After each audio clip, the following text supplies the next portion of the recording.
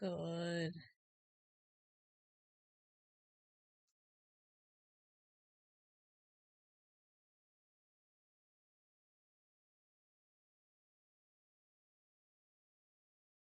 I am so sorry. My Wi-Fi literally just stopped working and just came back on. Ugh. I'm so sorry, Shia. Please understand I didn't do it with malice.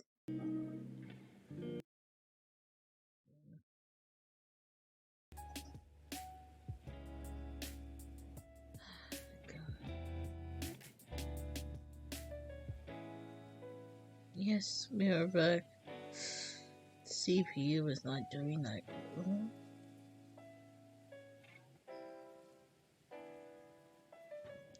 Something. Something.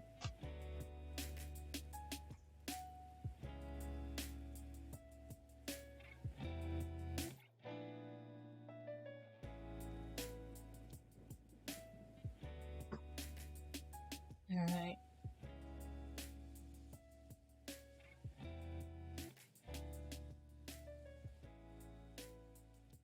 Yeah. I hope so. Lately, my wife has been doing fine. I just don't know why. It's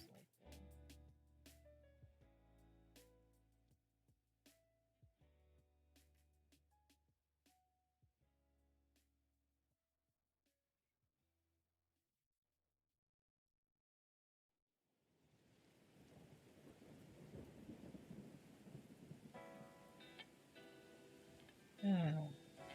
That scared me for a moment.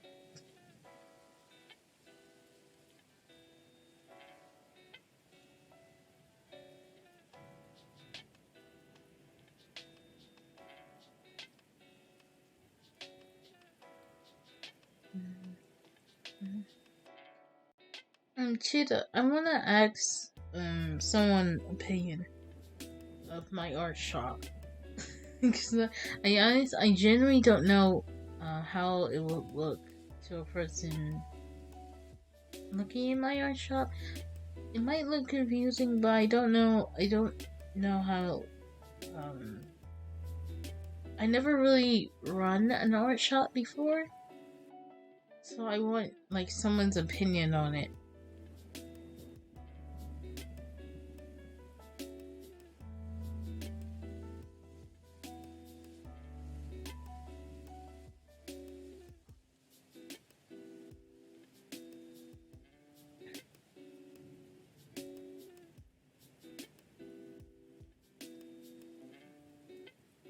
You don't have to if you don't want to, by the way. But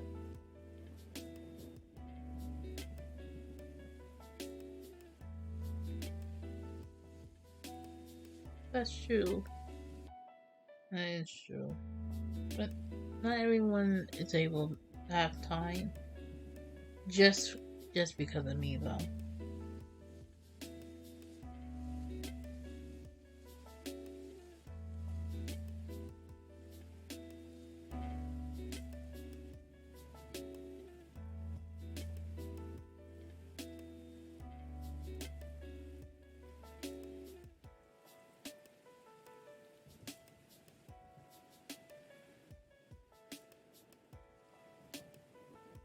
Yeah.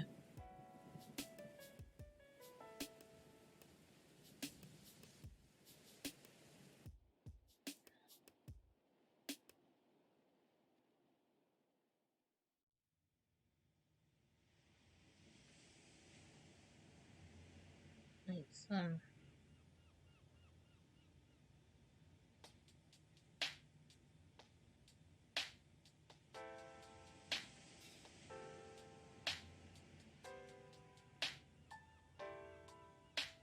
I'm willing to take all the criticism or ideas, I guess. If you're willing.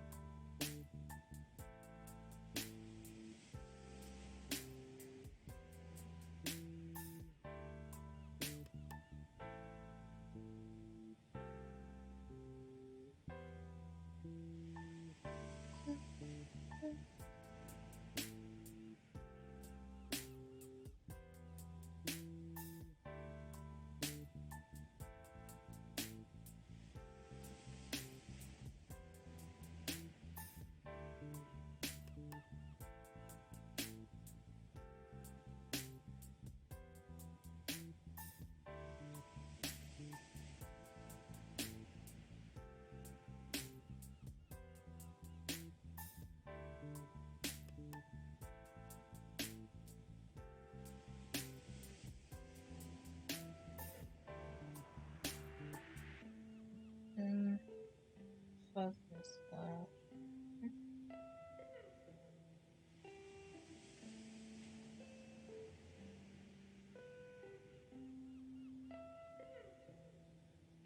Oh, it's good? No complaints, no nothing?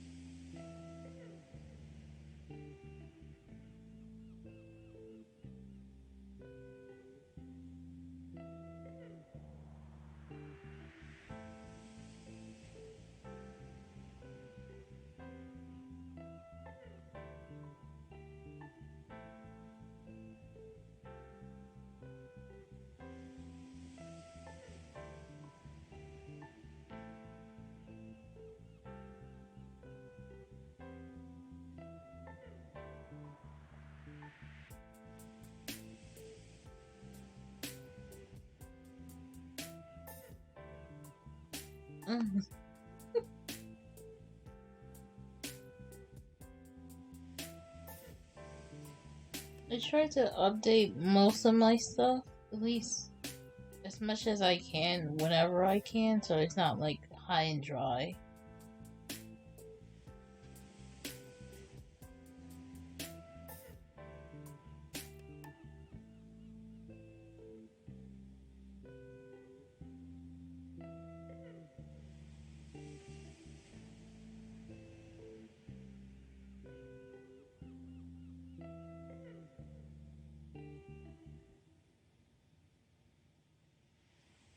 So I need to edit down my streams.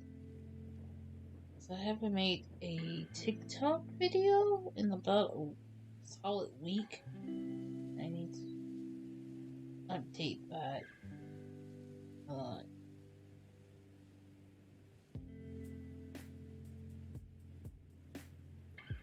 Just a lot of editing and resizing to download and stuff I need to do.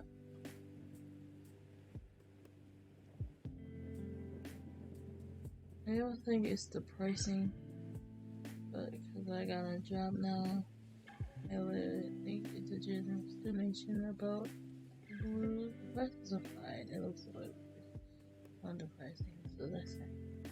Well, thank you. I tried not to overprice, but not underprice as well.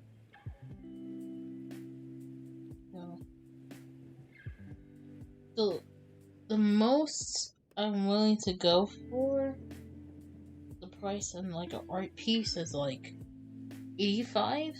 I think that's a good price to like at max 80 close to 90. I think that's a good price to max out at least to me, for now at least.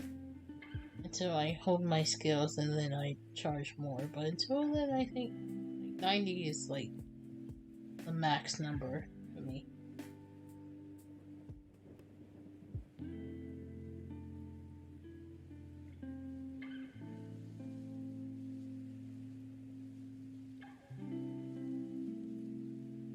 And thank you. Thank you for taking the time to check, to help me out, to see if I was doing something wrong. I appreciate it.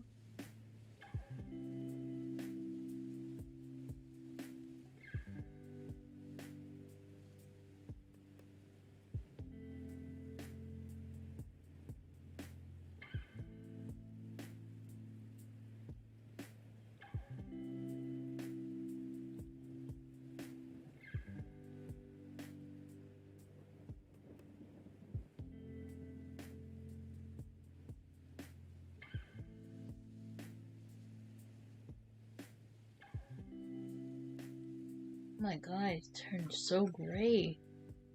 It's gonna thunder. No. Oh well.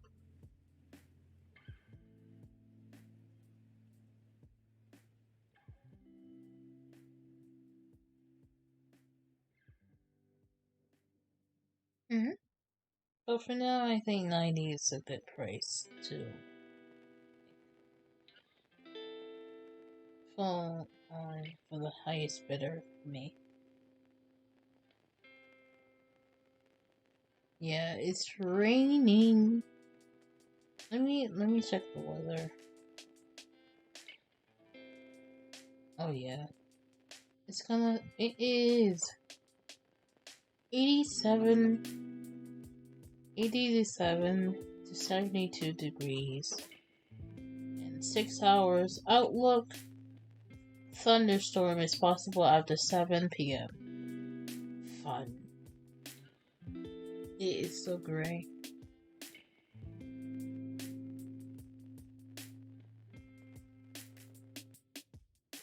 Fun times. Fun times.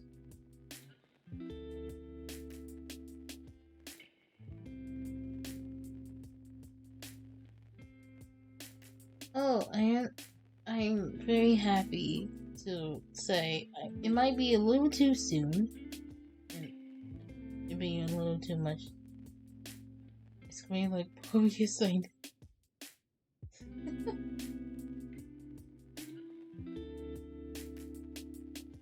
It's very gray. It's as gray as the creepy, sketchy back alley in the classic old movies.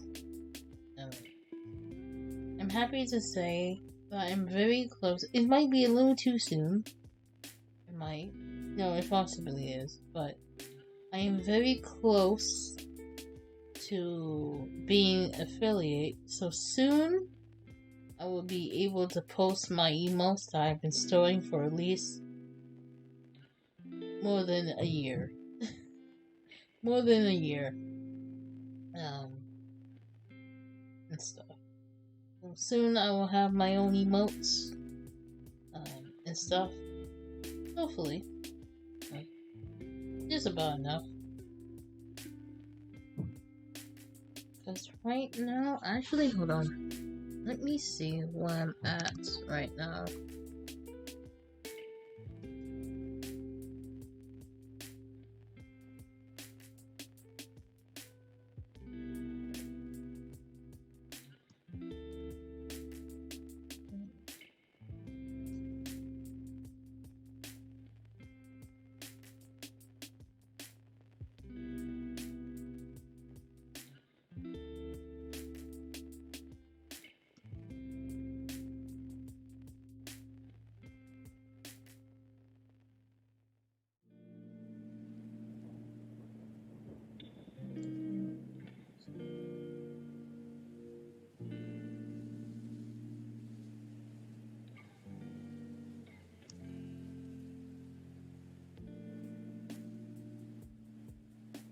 Oh my god.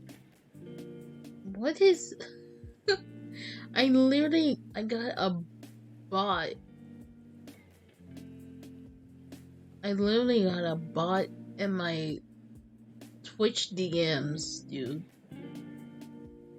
Oh my god. What is this, dude? What? To activate your stake bonuses, go to staketwitch.com to log in with Twitch. 20% off. What is this, dude? Oh my god. That's normal? This is my first time getting that, though. Delete. You'll be fine. So right now, inside achievements.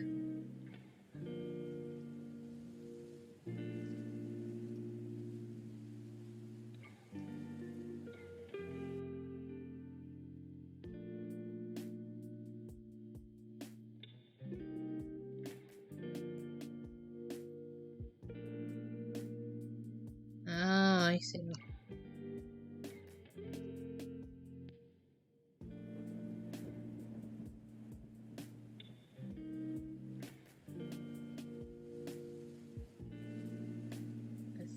So I'm at my home page, my dashboard.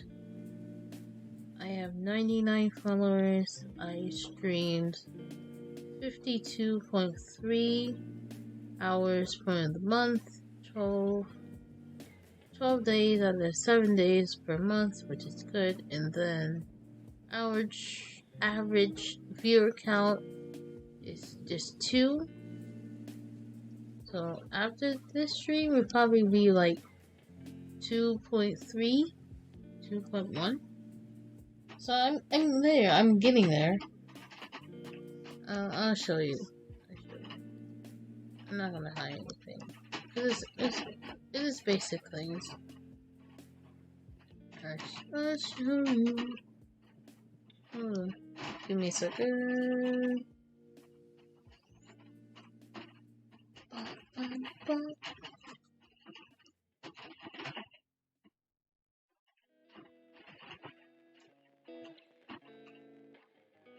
I'm not sure if you hear the rain now.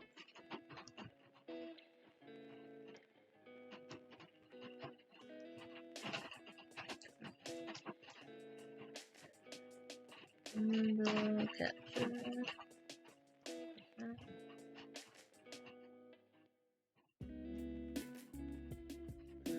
And transform. There we go. So this is what I have in my dashboard currently. 99, 52, 12. Which is not bad. It's not bad. That means I'm kind of improving.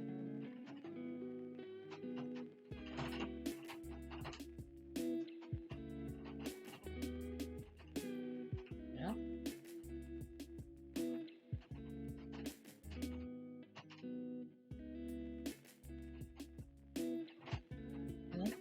I don't know. Earlier this year, I was close to having affiliate, and then it kind of just dropped off to like 1.2. And only recently, yep, all I need is just 3 people, and I'll give my affiliate. Kind of dropped off.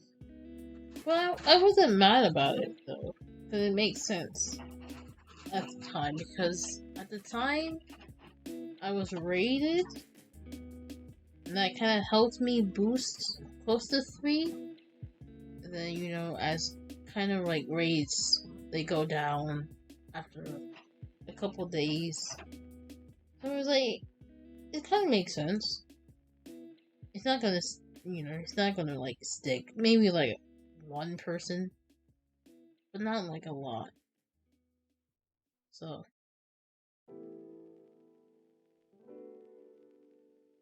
But the fact that I'm even close right back up after all these months,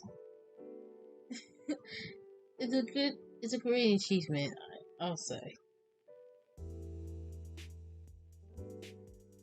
At least I'm proud of it.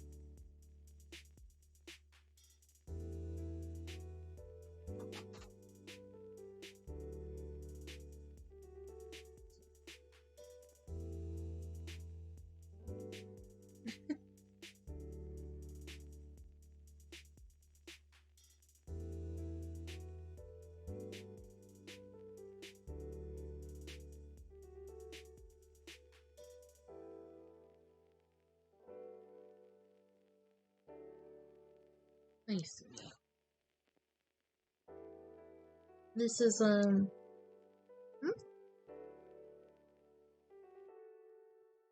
Jesus.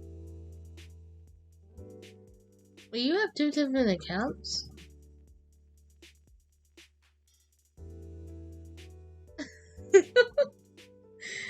What? Huh? Wait, how do you change?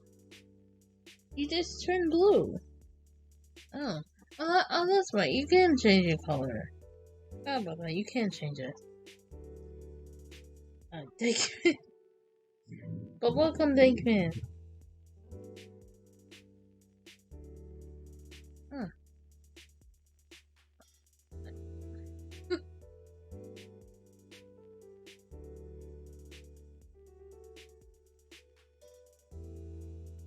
Ah.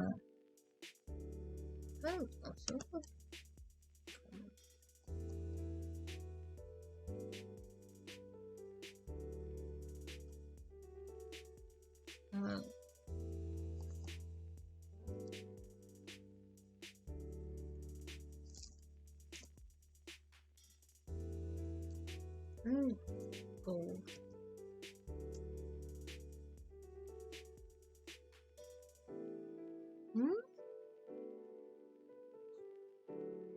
I'm changing my color. Hold on, let me switch back.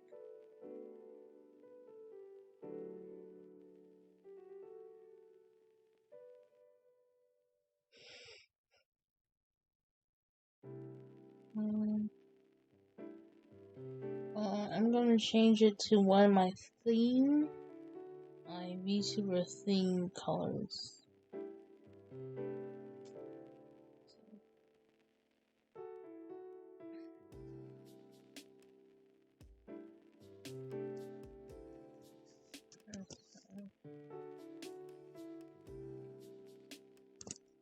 C3B.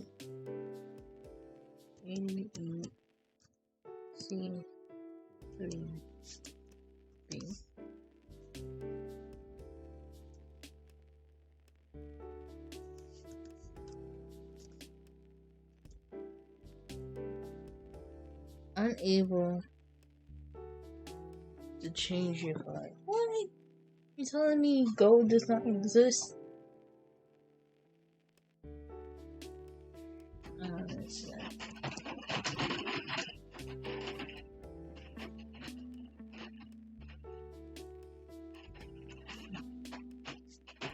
Can I say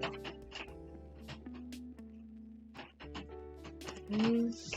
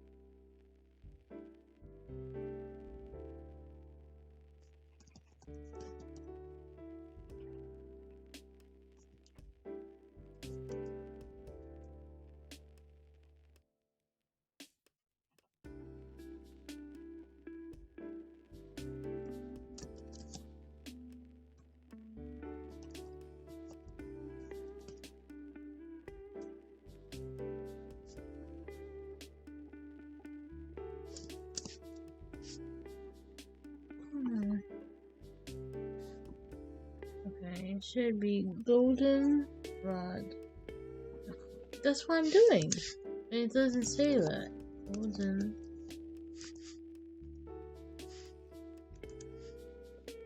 Golden.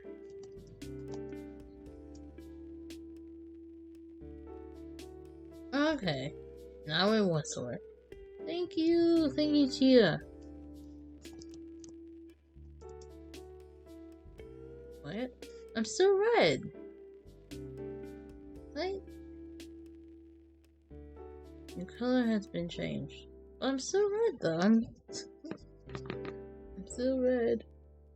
Oh well, it's not the biggest thing in the world.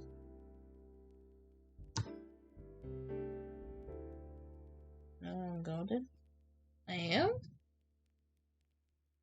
But I'm looking at it and it still looks red. Still looks red to me. Maybe it's like a while until I because that's how Three Elements is seeing it.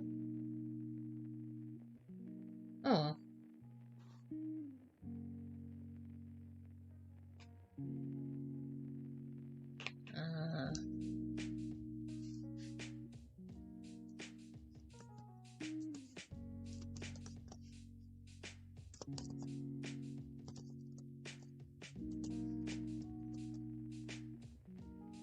Oh, no, I see. Okay.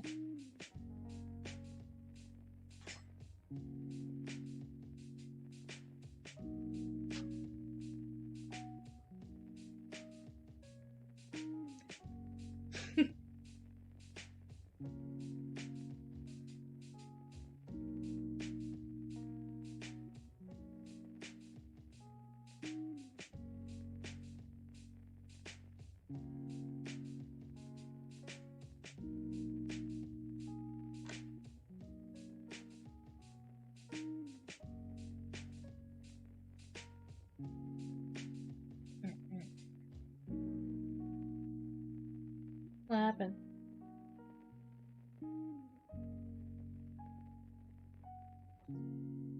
Oh, yeah. I also need some help or something. It's not much work. I need to think of Oshimark, like hashtags and stuff. And I haven't had the time to do that. And I don't know what type of hashtags it will make sense to put in. So I need to eventually do that at some point. I can do that now, but I'm not sure. I don't even have ideas for hashtags. Let's see. Hashtags. I'm just gonna.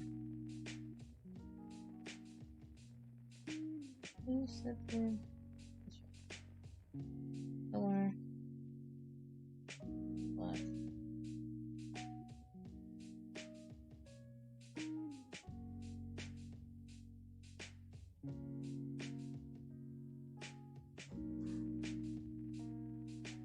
Hash tags. And can't spell right. Oh, I can use the simple one. Yeah. Oh, I'm sorry, I cut you off. What you was about to say? I'm doing hashtags. Hashtags. And Oshi Mark. Yeah.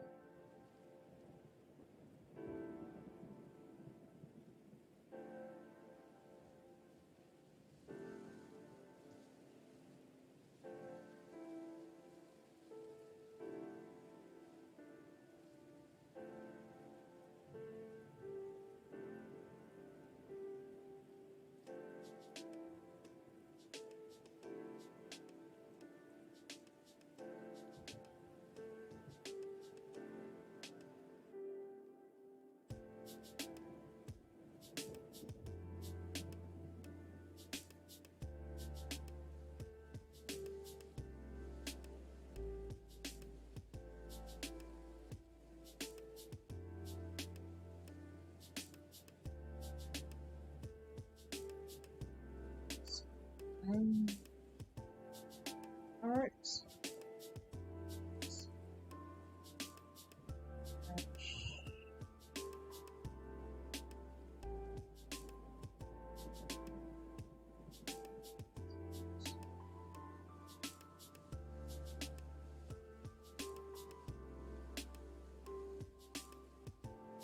Or NFW? Can I put enough safe for work and not safe for work in the same art hashtag? Is that a good idea? Should I separate the two? Save.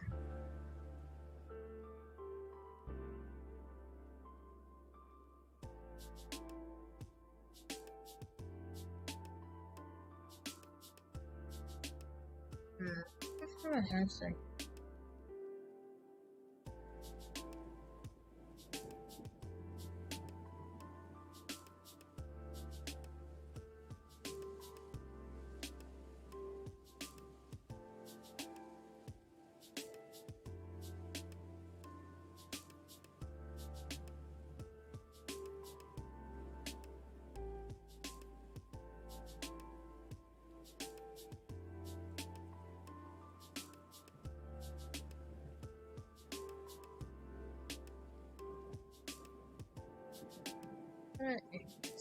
Hashtag sins. Oh, senshin. Senmei.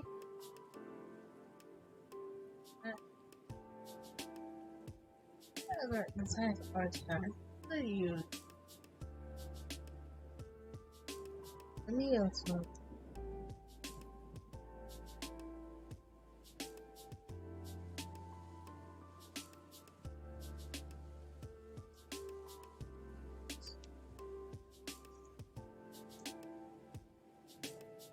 I'm gonna put them on screen as well, so you follow that.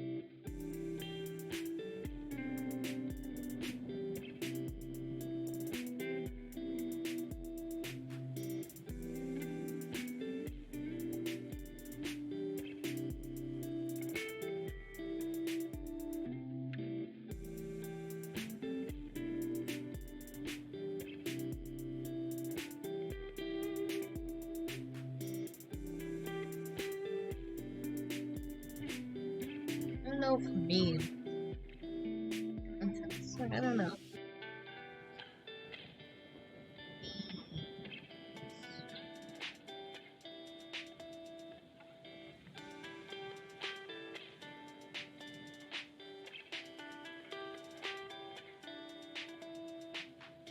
Memes.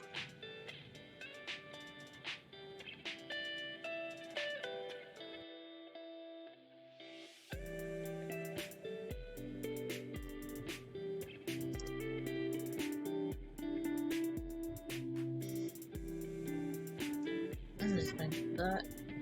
Simple. Alright, not safe for work. Memes.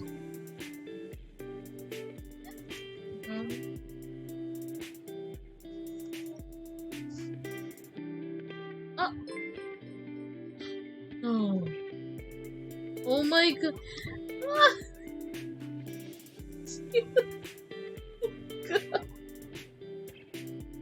Happy anniversary, you demon queen. Stream anniversary. May I have the permission to make a these nuts joke now? Feels good, man.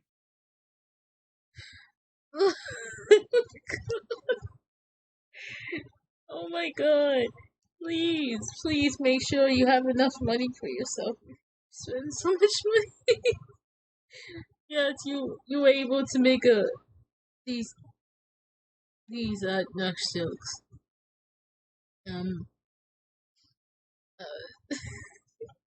Thank you very much. Thank you for your support. I'm so sorry. I'm not used to giving people willing to give me money. I'm sorry. I'm too dramatic when it comes to stuff. I'm not used to it.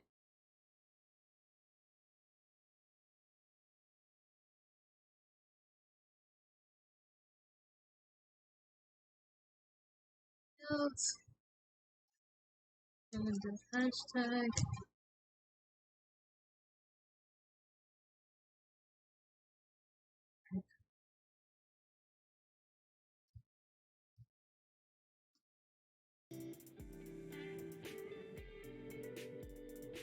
Else. No. I'm gonna use my last.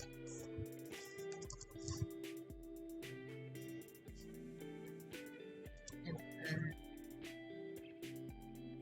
sorry, thumbnail.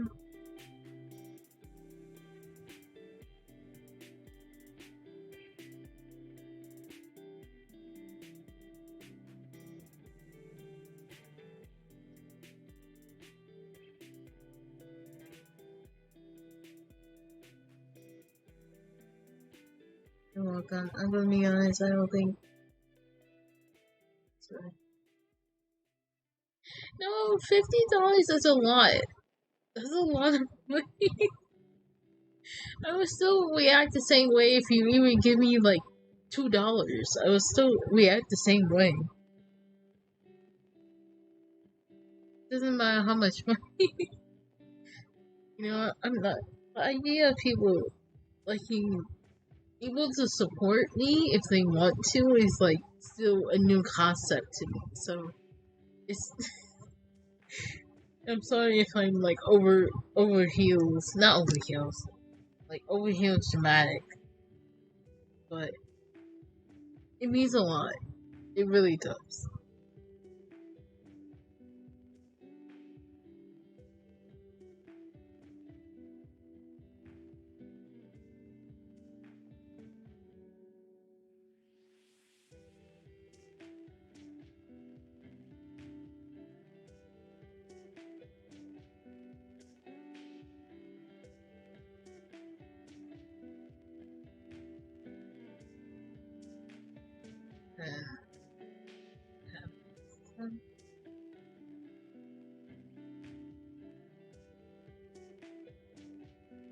Yeah.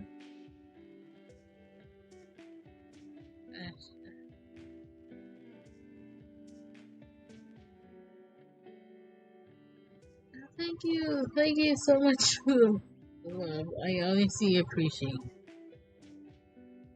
Thank you very much. So I got arts, not safe for art, memes, thumbnails.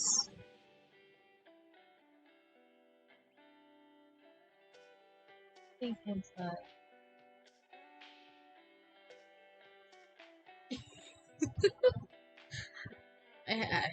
I have to use the saucy of the sauces.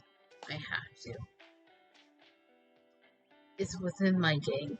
It's within my veins, and also truly within my lore. So it has to be. It has to. It has. It must fit.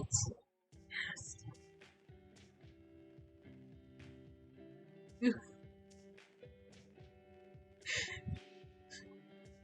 I'm really happy that someone's enjoying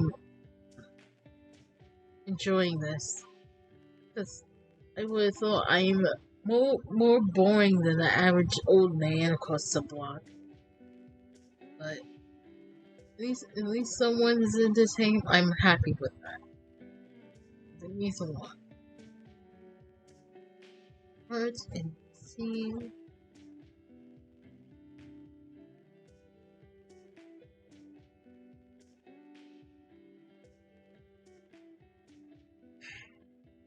Let's see. Heart. Thumbnail.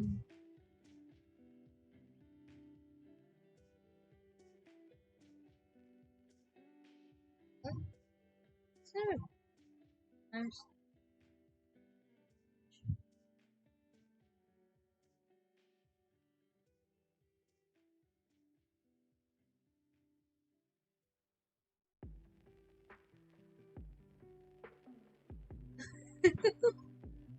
Well, I mean it though. I really do.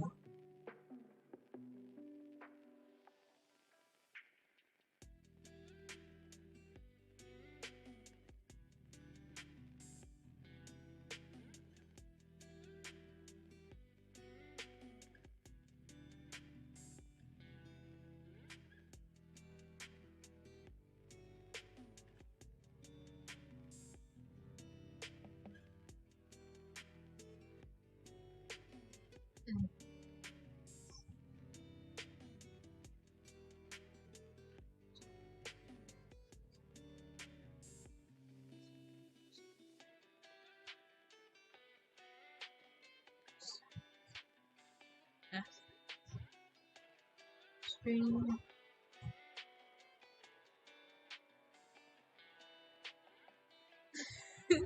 Don't get out there. It's so. Oh, that's what assets.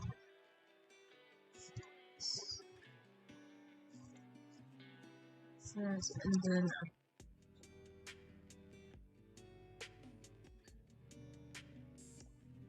oh, the general.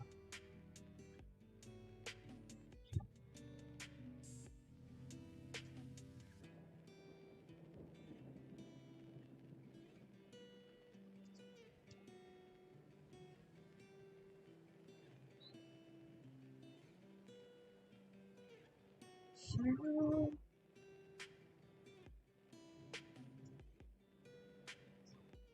Assets. Basket of bread. No, you doing it too?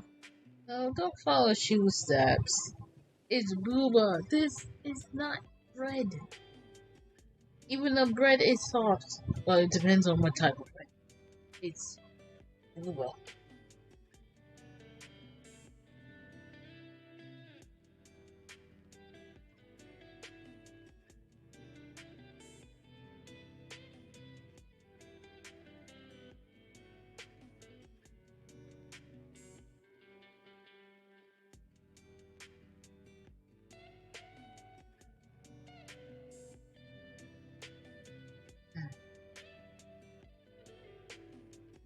So, assets?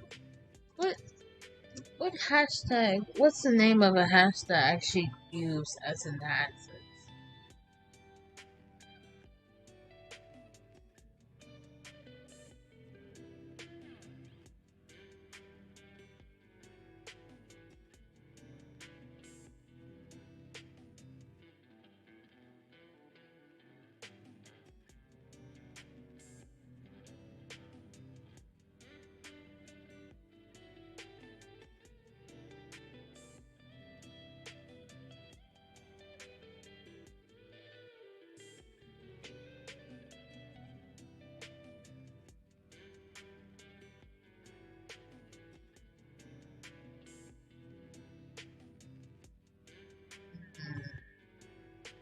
And I don't know in general.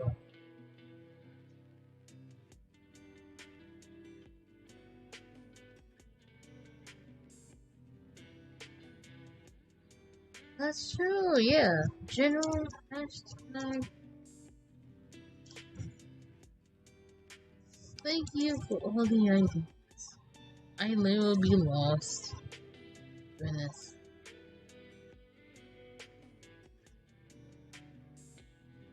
But assets, though. We need assets.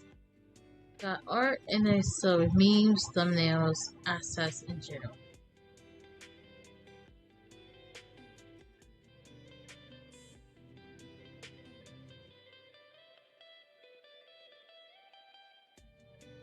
Do for assets.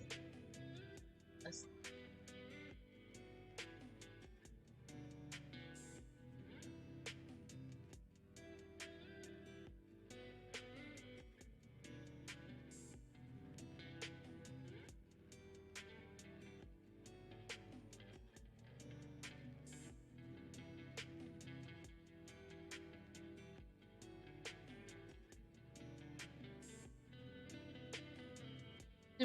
can we add something bread with it? Be useful. It's kind of like assets is usually like when people have like a model and they have like they use like I don't know. It's mostly like how do I explain it?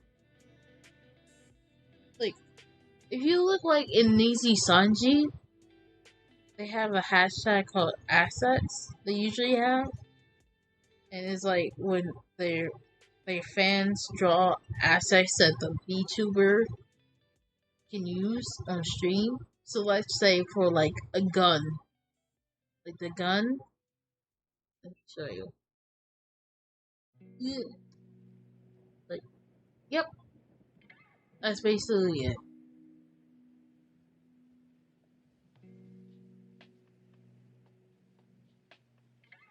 So if you want me to use your booba art on my stream, it will be underneath assets hashtags. Yes, it's like fan art, but it's more. Um, it can go both ways. It can be basically fan art with an add-on, and just fan art in general, and that's also with the main art tag as well. So it can go either or.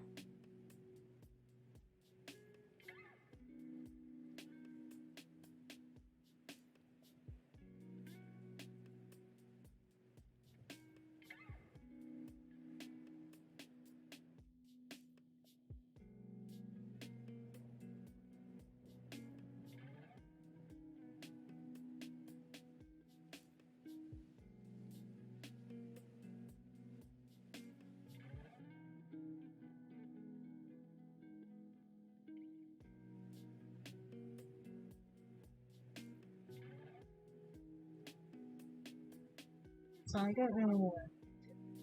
I'm literally gonna tweet this out as doing this live.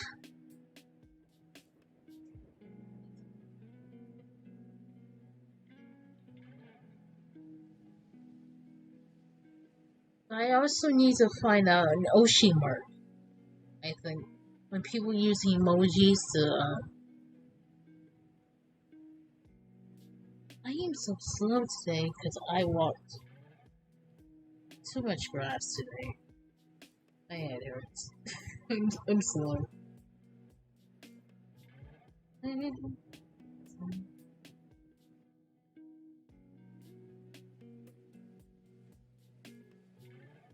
my Oshi mark. 2 ideas, best in your bed. How about? I would actually doing that. Hashtag.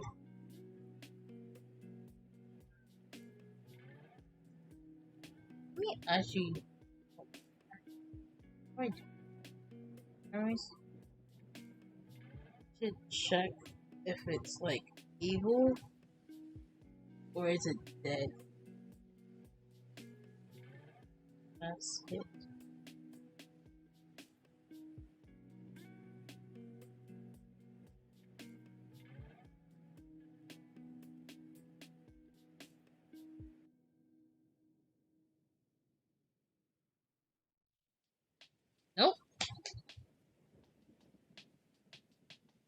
Probably one. Like, celebrate juice and best.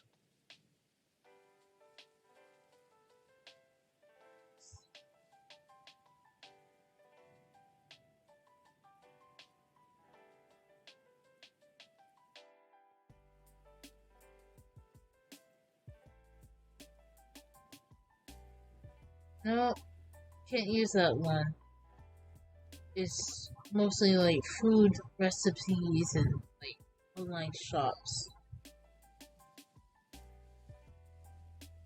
I want to use that one though, but I don't know how. Maybe put like a letter at the end of this so it's like easier. That's it. That's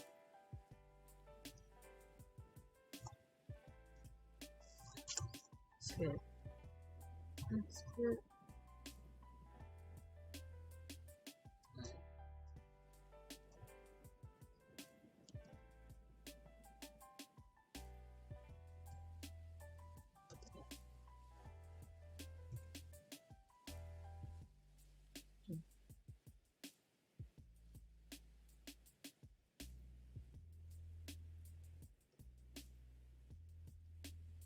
Yeah, that's true.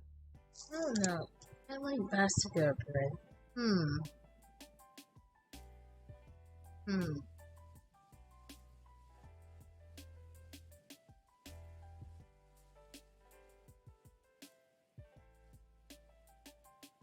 So,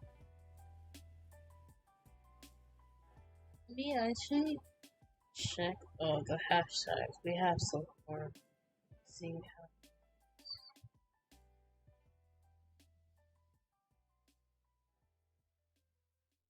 Okay, Sun Shimei is pretty dead.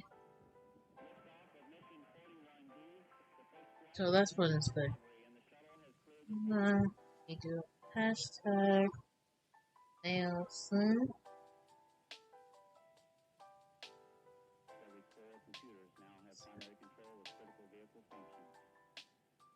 That's a hashtag? What?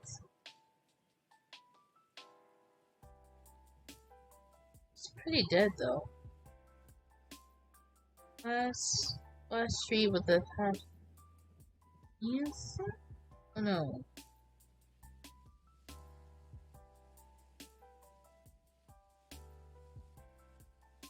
Sad.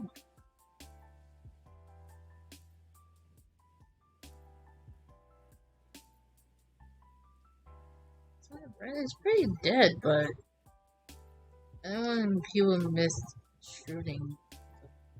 No, just a name. It's just people with names. You can use that one. Yeah.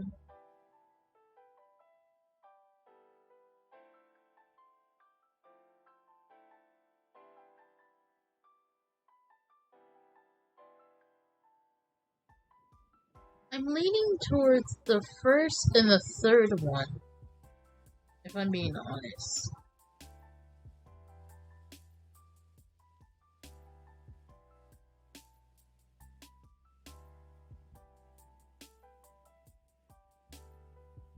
I want to add my last name to it.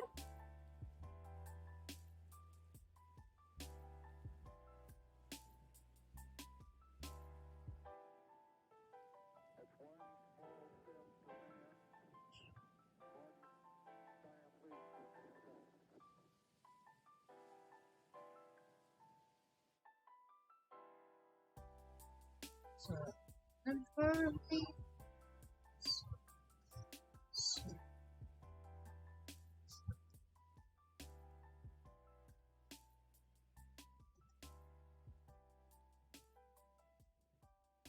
Selena Red. Is that a good one? Yeah, I know. I'm gonna say Serena Red. Red.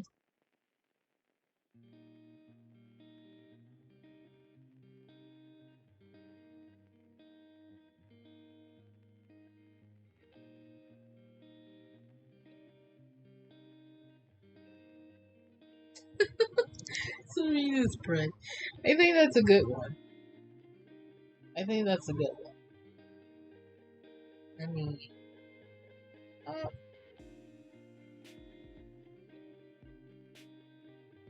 It's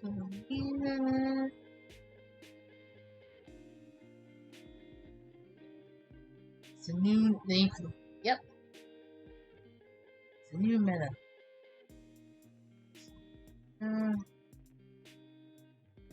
Now thanks to you and Shu for that name.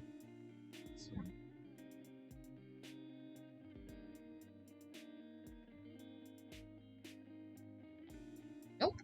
You use that one. It's cool. Okay. Not bad. Not bad. Not bad.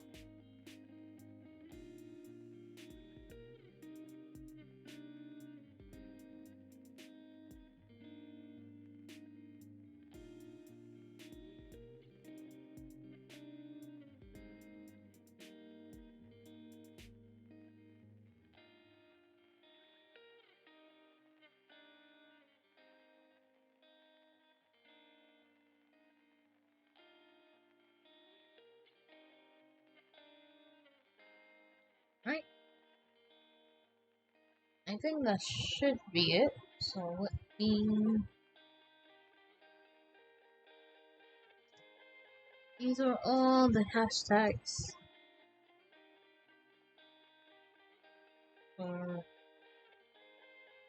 I'm writing them. I'm tweeting them out on my phone so I can make sure I got everything right.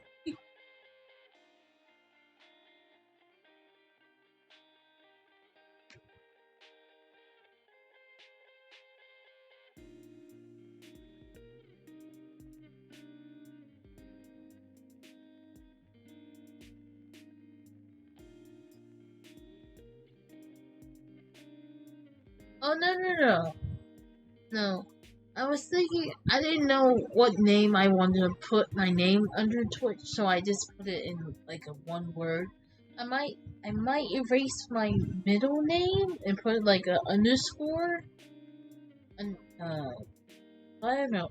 I want my full name, but with Twitch you can't really put spaces in your name, so you have to either put underscore to make it longer, or just just squish it together.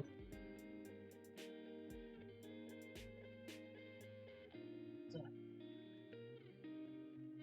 where is my Oshima?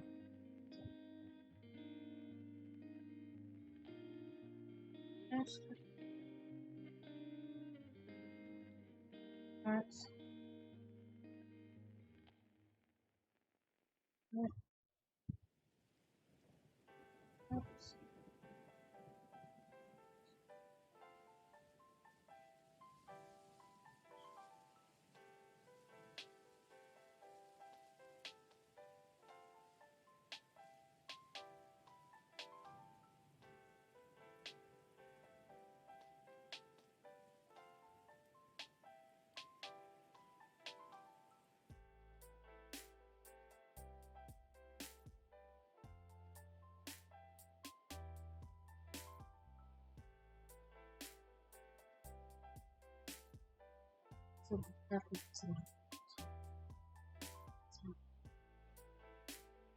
Oh, okay.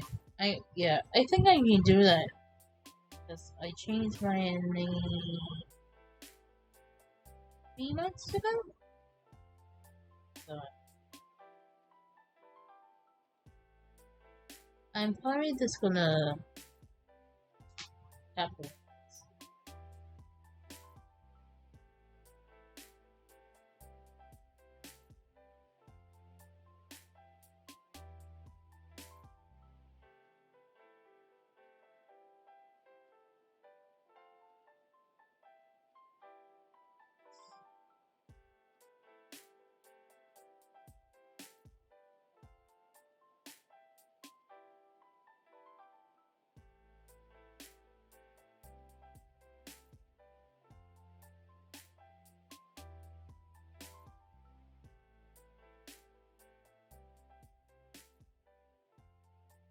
Thank you.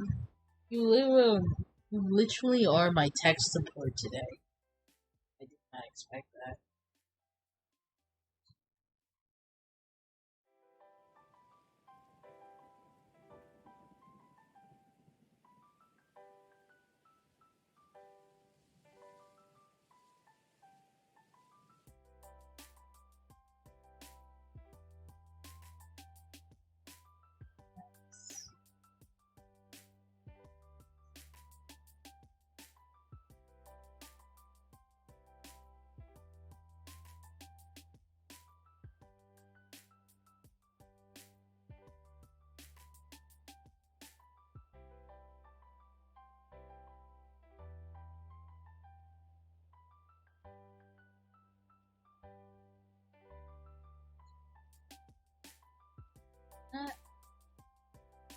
general.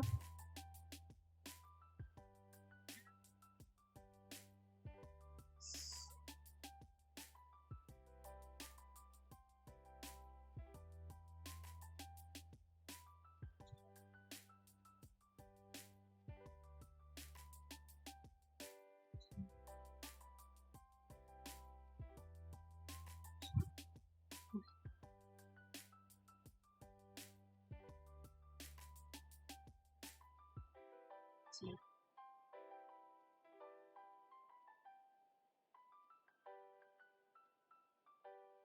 And then Oshi. I just put a gun for my Oshima. I just put a gun. And then usually a gun people use more than one. It's like two.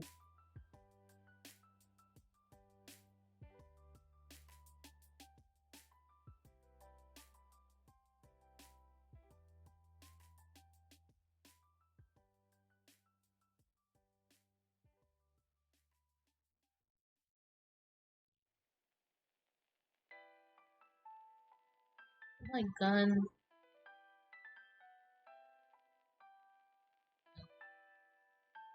Country. And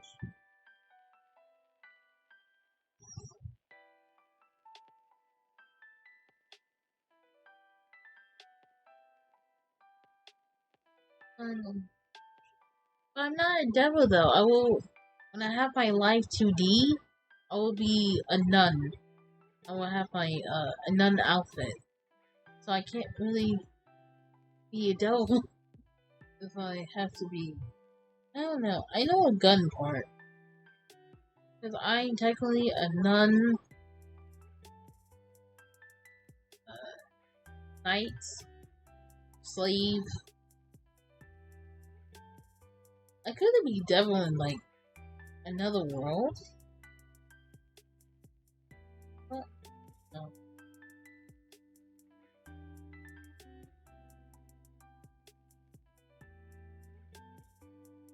But I put devil because I am technically human.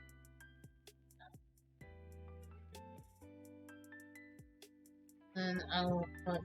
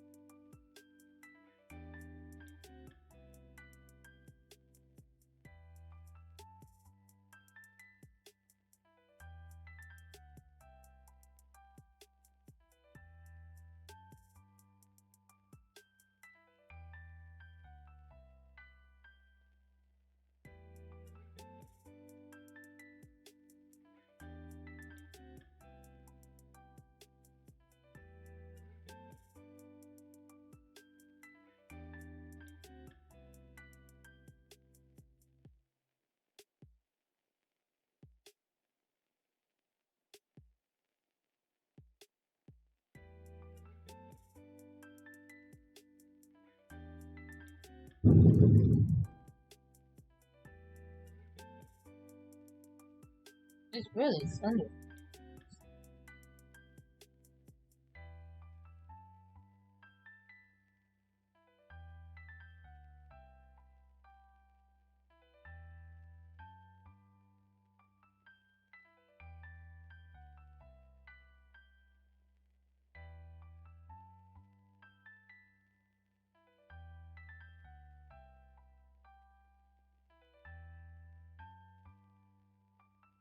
Which,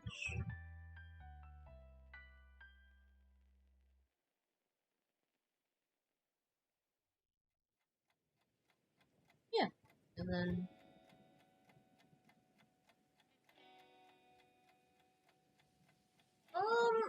no, because Well, yes and no, because I will have, hopefully, I will have like a crown, an animated crown that has like bullets, a crown of bullets. So, I might have devil things, or like devil have angel nun things, but I'm gonna have elements from Cyberpunk 2077, like the game, and then I'm gonna have some elements from steampunk, which is a fashion thing, I guess. The release Sunset, and then I'm gonna have fashion from the 1600s. So it's very bits and pieces. So there's no exactly like a core thing. It's just pieces. If that makes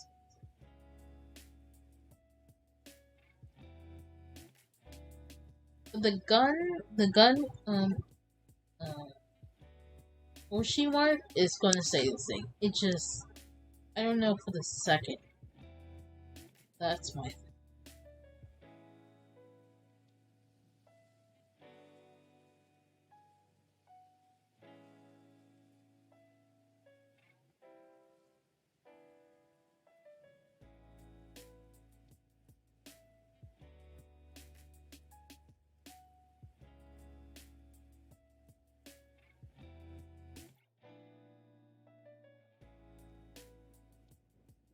Gun and an angel. Oh, I might as well, yeah. I might as well. Gun.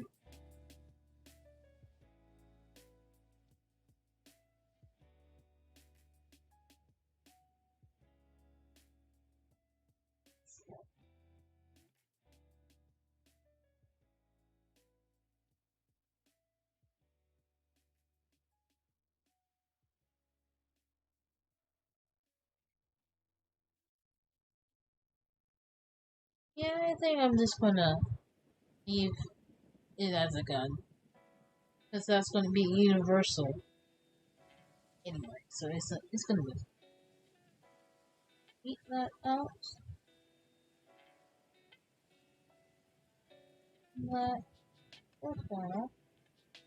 And alright. It's life. Put that on.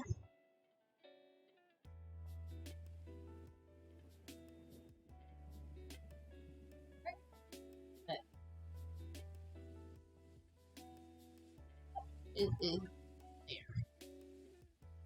Thank you. I didn't expect so much help. I thought I can do this by myself. Yes, I can't. Not that small.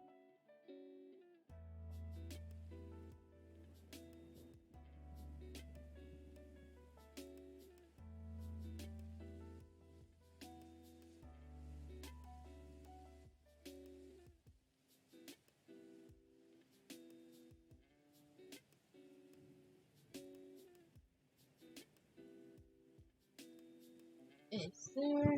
It's pins. Yep, it's pins.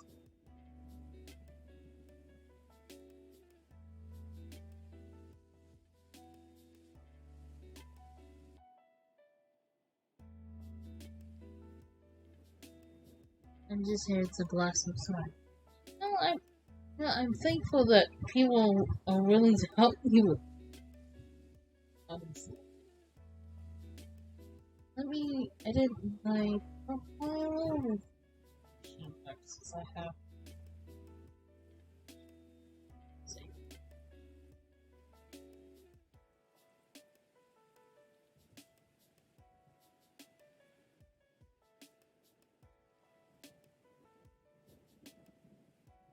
If you have any fan art or any ideas, anything, right? No, I think so. Yeah, it should be good. It should.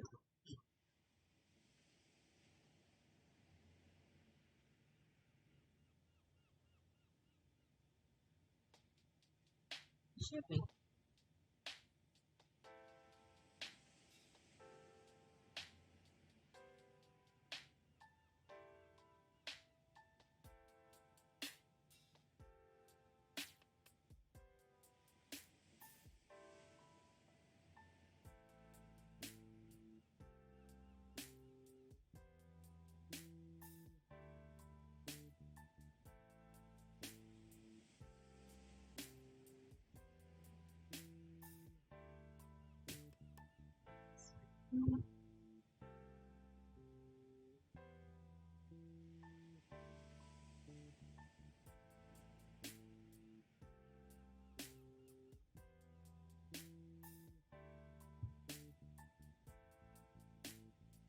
I'm probably gonna change my name today. My Twitch. Oh, no, I shouldn't do that. Shouldn't do it. I just will manage. Wait. There's only a lie before I do that.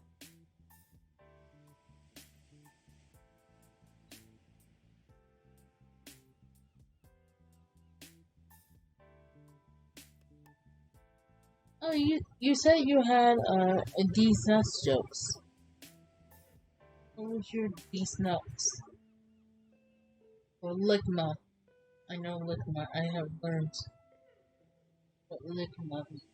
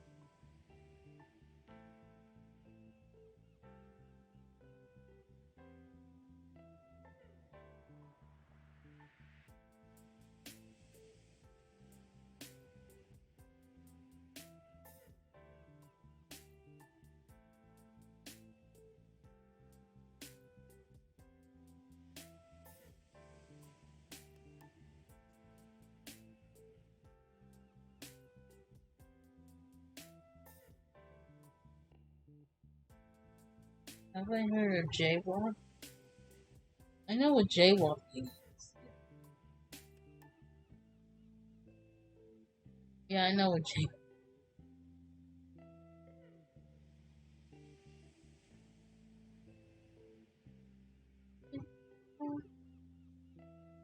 Okay, so, okay.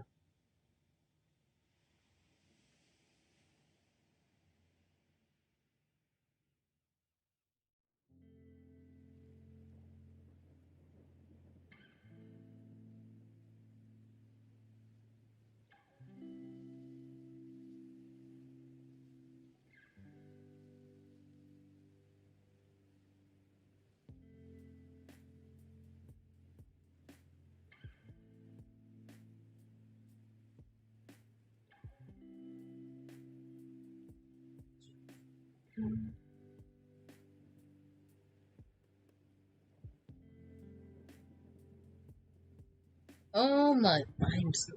I was like jaywalking into these balls. That's what I thought. I was kind of right. I was close.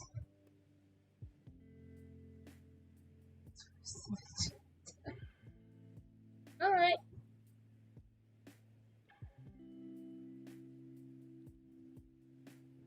Enjoy all the hashtags we literally just made. It's better for every juice.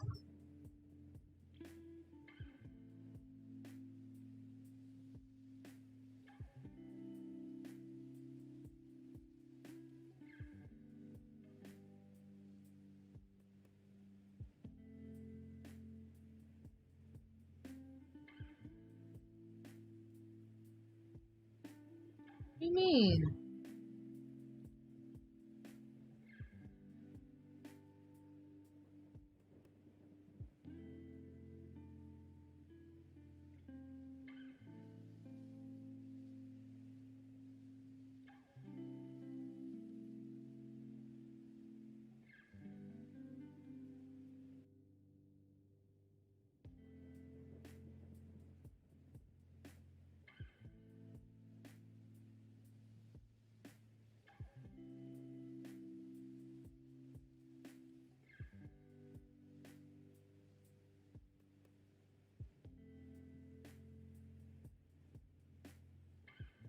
No.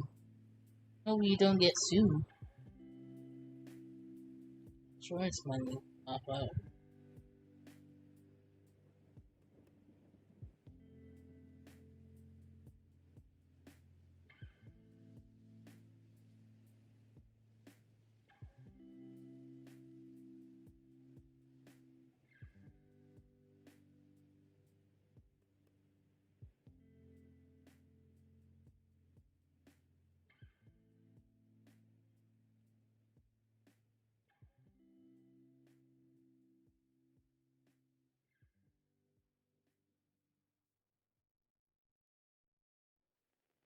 that's gonna be tough.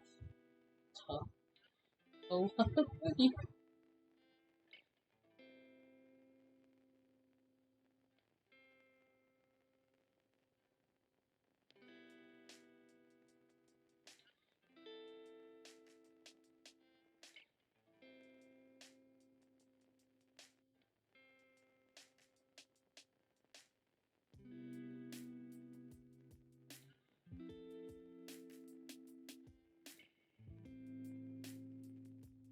yeah, sure. I'm over the jokes.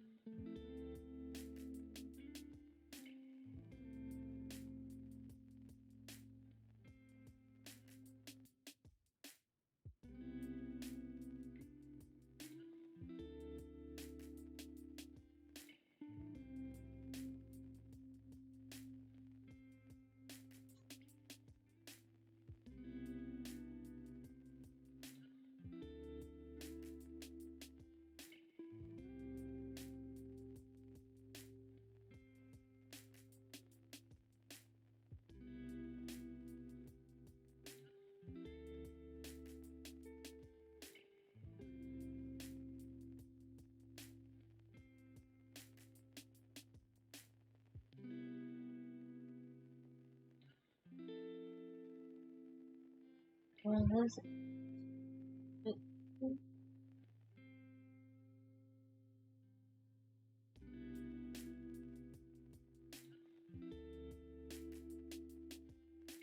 Imagine you just got and then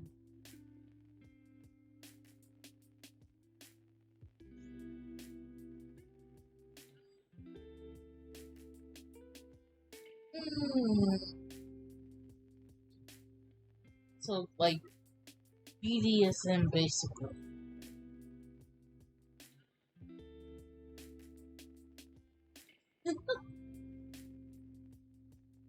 No joke though, ironically I have met a person when I was in high school.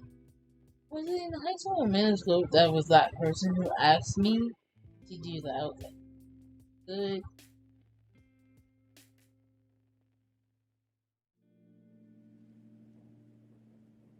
Yeah.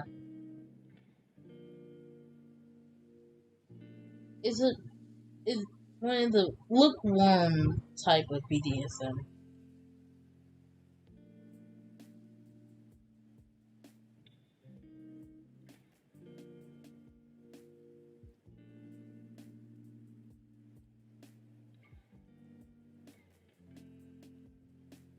Or it'd be like the dominatrix in high school? Honestly, like what is it? Like the heels and the legging socks or whatever.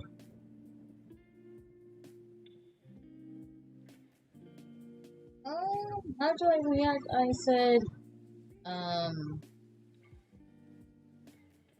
you might be into that, and that's fine. And do whatever you want and stuff like that. But I'm not gonna just kick you in the balls like that.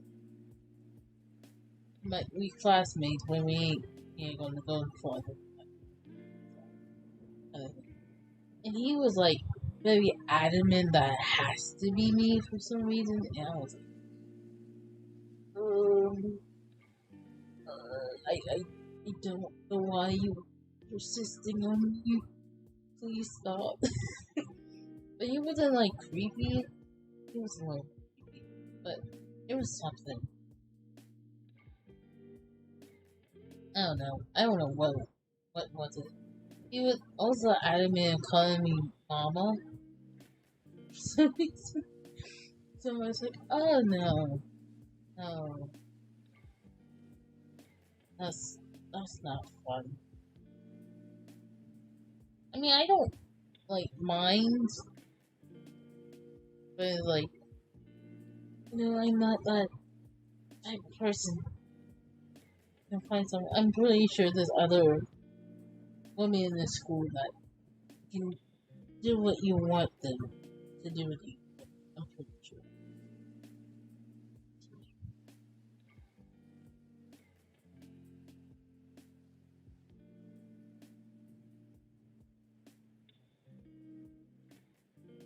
But yeah.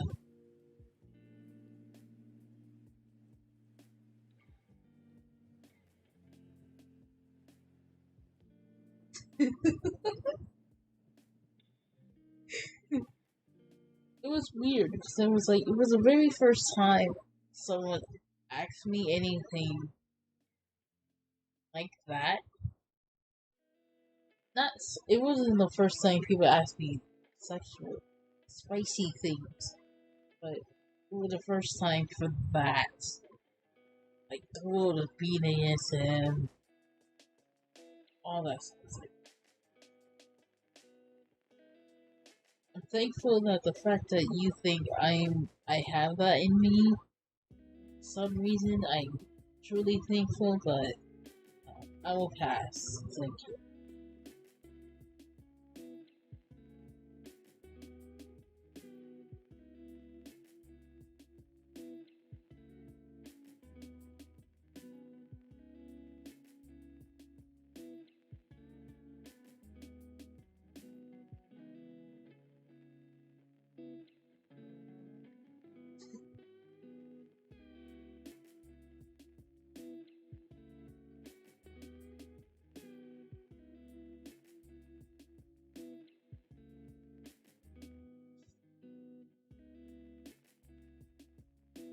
Hmm.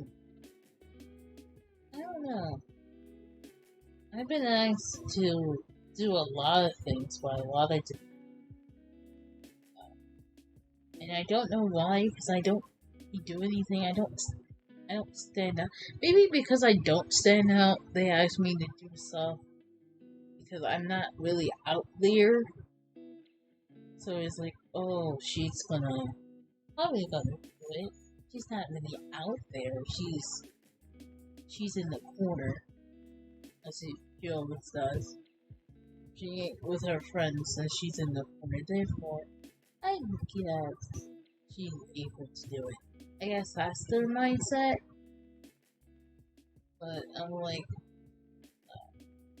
but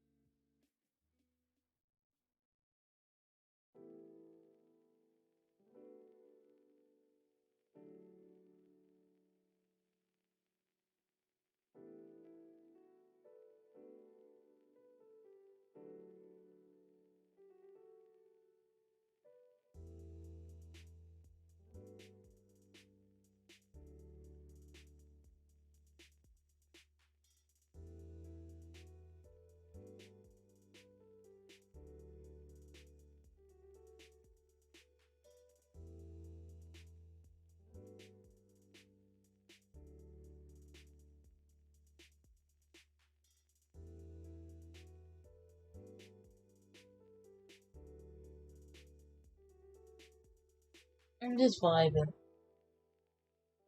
I'm just vibing. Not going mad. Memory lane. Just vibing.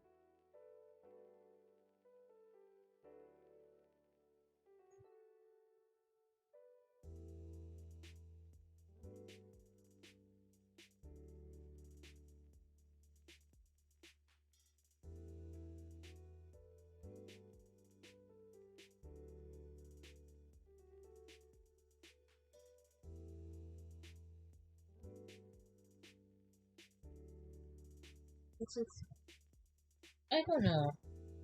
It was when I'm beginning. Yeah, sure. When I'm beginning the stream, there was like a couple of people. Like what? Like around this time last year. It was some weird people, bro. It was some weird people. I don't know how to explain. It was weird. It was just weird.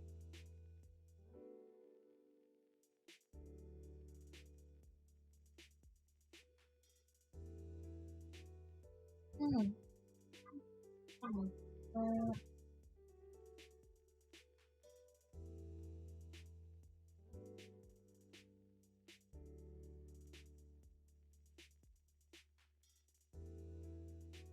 no, you're pretty tame.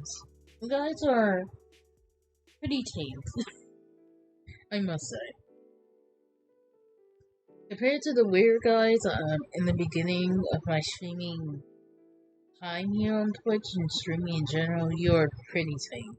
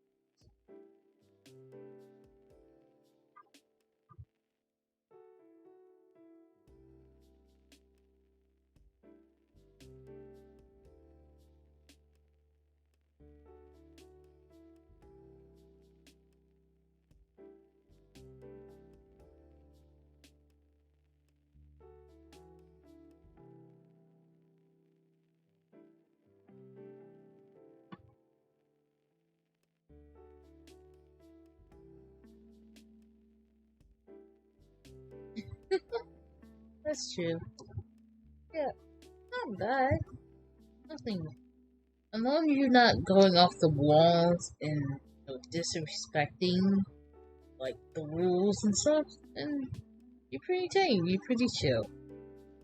So I guess it's a good thing. Can't really get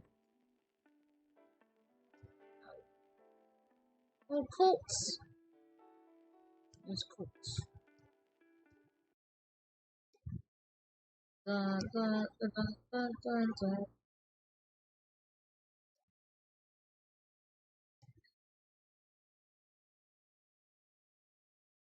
dun,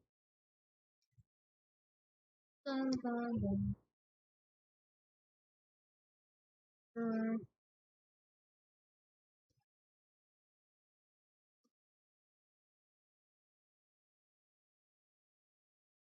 So we're gonna watch the one on the right that's kind of playing right now. We're gonna watch that one.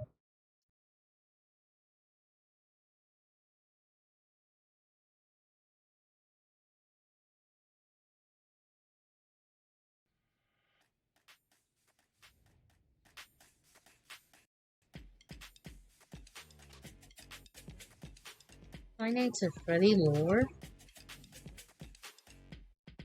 We can do this after this one if you don't mind. I don't I don't know much about. Say hello to It's a certified used Hyundai with an industry. MLM is basically how you pronounce it? Multiple level marketing. It's basically a scam. It's like a pyramid scheme, but it's a pyramid scam with extra steps. That's basically what MLM is.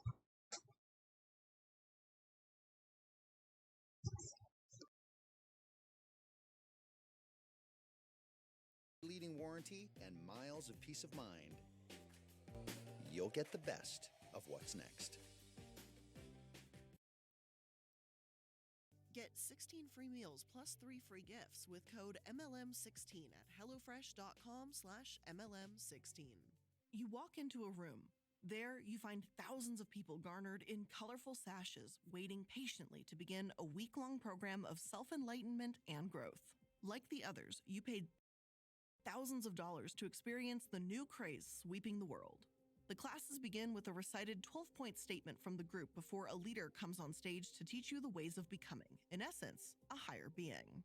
By the end of the experience, you're met with someone asking about your commitment to the group. You want to become better, don't you? Start your own business, build your self-worth, and get over past trauma. So you, along with thousands of other people, agree to continue paying thousands of dollars for each class. But wait, you can also move up in rank within the community by recruiting others. Doesn't that sound familiar? Not only can you continue taking the classes, but hey, maybe you can teach them too. Recruiting new members allows you to raise in rank, allegedly gain commission, and of course, become a better person. All of this seems pretty familiar when we're talking about MLMs. You experience something once, then bring people in for some sort of reward. But this one is different, because this one is Nexium. As you try to recruit new members, you are told to cut off anyone that tells you no. Meanwhile, it turns out that those people that were supposed to be getting commission, well, they weren't. Then it just gets weird. The leader seems to believe he's some sort of higher magical being who is smarter than literally anyone else in the world. But it goes so much deeper, so much darker than that. Nexium wasn't just your typical MLM. It was a cult. It was a cult that ruined countless lives and recruited people to a life of horror. Hidden behind the typical self-help MLM was something much worse, and it took decades for the truth to come out.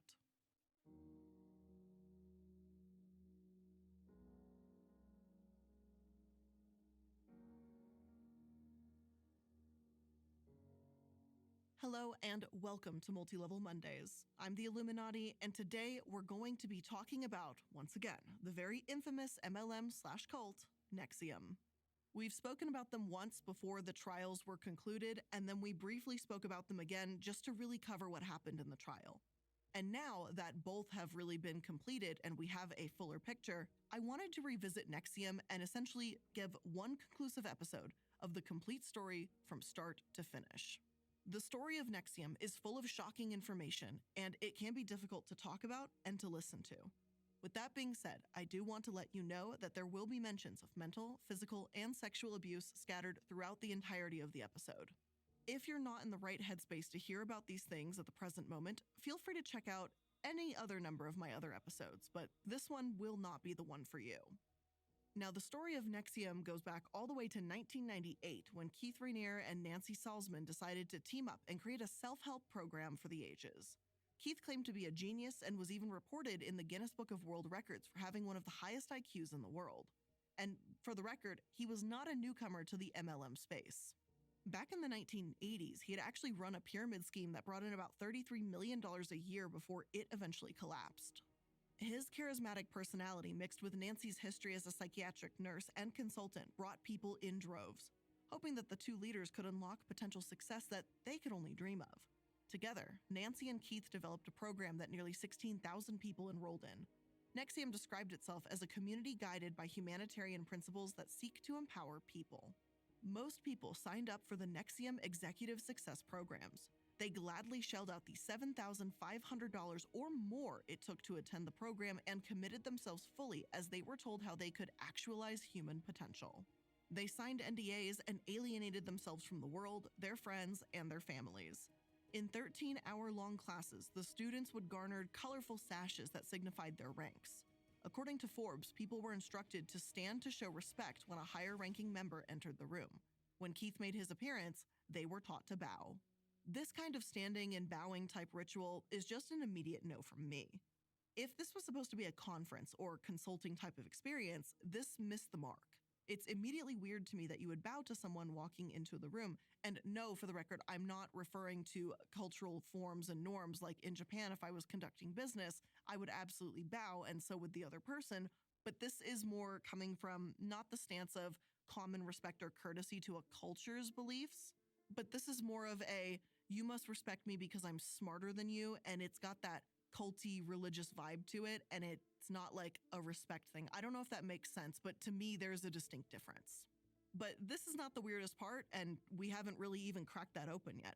Keith also required his followers to call him Vanguard and was reportedly met with a kiss on the mouth from each woman. He denied that this ever happened at first, but given the fact that he seems to deny doing anything wrong at this point, it's not very shocking. Every day, they would recite a 12-point mission statement, which read in part, "There are no ultimate victims, therefore, I will not choose to be a victim." For those who have experienced any sort of trauma, or just people who find it difficult to survive in a world surrounded by constant stress, this idea of reframing their mindset away from a victim mentality was enticing and almost addictive. It also made it easier for Keith and Nancy to complete the horrific acts they did later on. If you convince people that they shouldn't consider themselves victims, it's a lot easier to persuade them to not speak out or acknowledge the horrific things done to them for fear of shaming from the group. And they knew this, so keep that in mind as we continue. Another part of the NXIVM program was calling people parasites. Not so shockingly, parasites are the people who went against the group, either from the inside or the outside world. In the patent application for NXIVM's program, Rainier wrote, "All parasitic strategies lower self-esteem and therefore destroy value. It is our intent to rid the world of those things that destroy value. We can do this by modeling effort strategies with our own behavior and helping others learn to use them. This is spreading the mission." There's something about the fact that he wrote that in a damn patent application that just really creeps me out. Maybe it's because I know what happens later, or maybe it's because it sounds eerily familiar to the language used by other cults.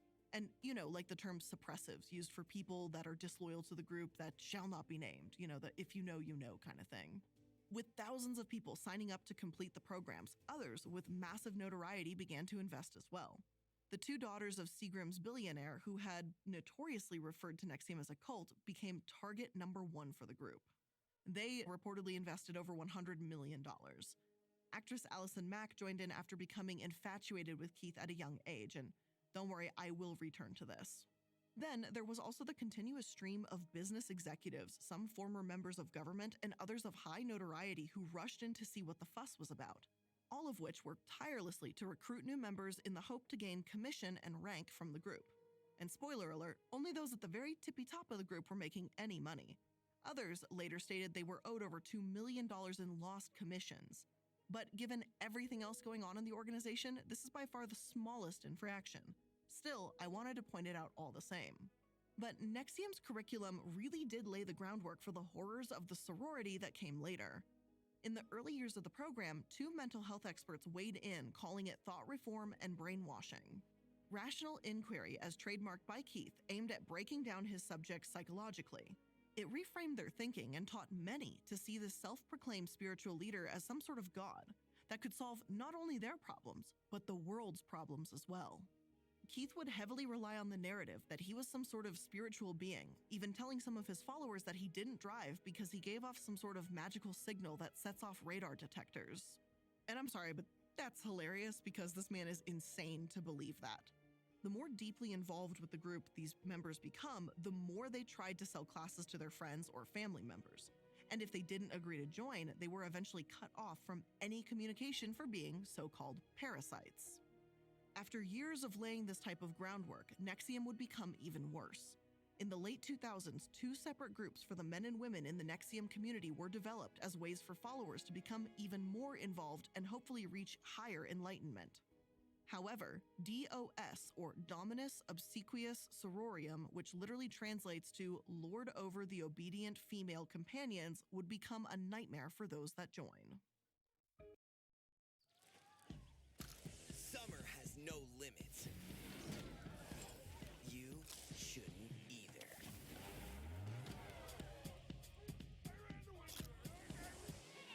Takis, face the intensity. Find a fresh frame of mind at Planet Fitness for $1 down. So while you see a treadmill, you also see a fast lane to more confidence. It's this place, I tell you. Join Planet Fitness for $1 down, $10 a month, cancel anytime. Deal ends July 20th.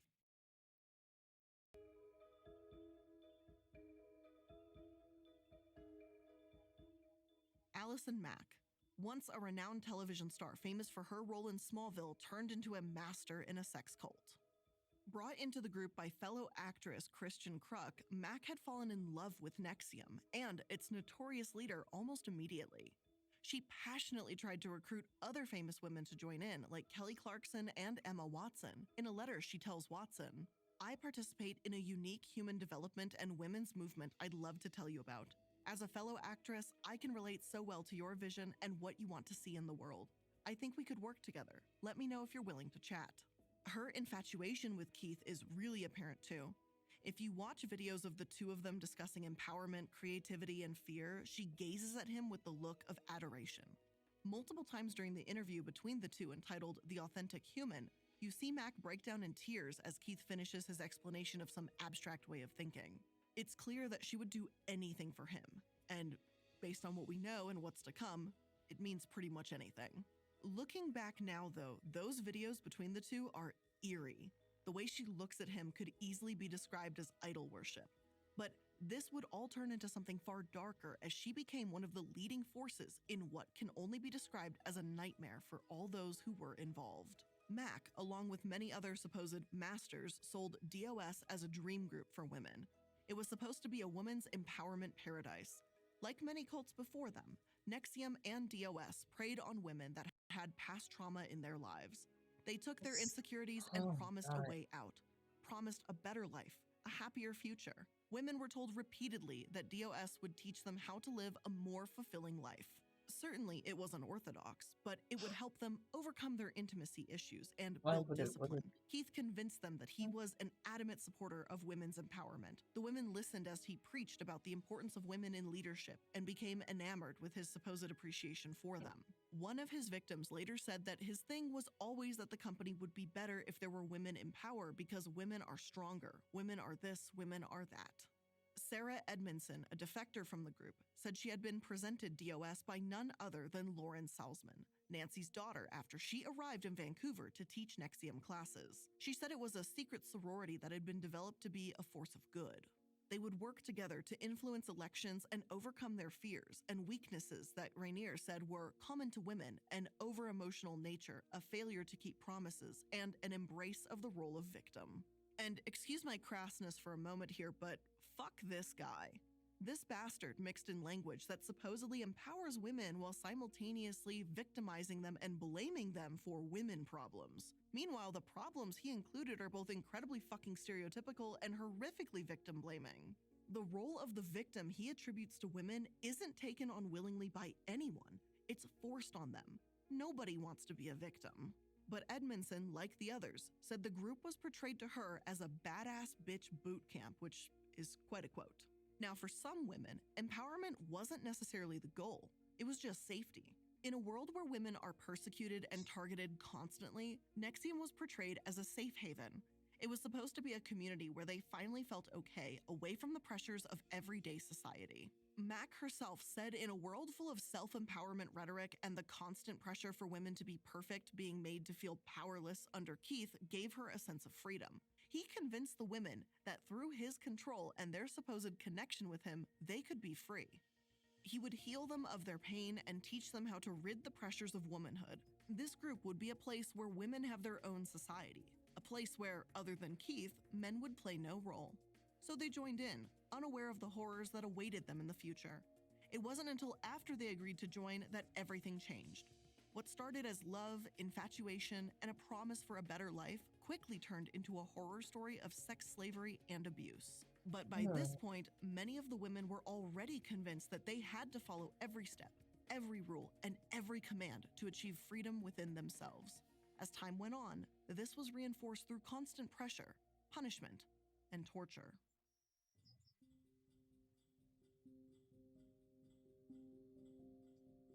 This is The deep, second bro. that women agreed to join the Even so-called though I heard women worse, empowerment community, they were like met with other an initial cults, demand.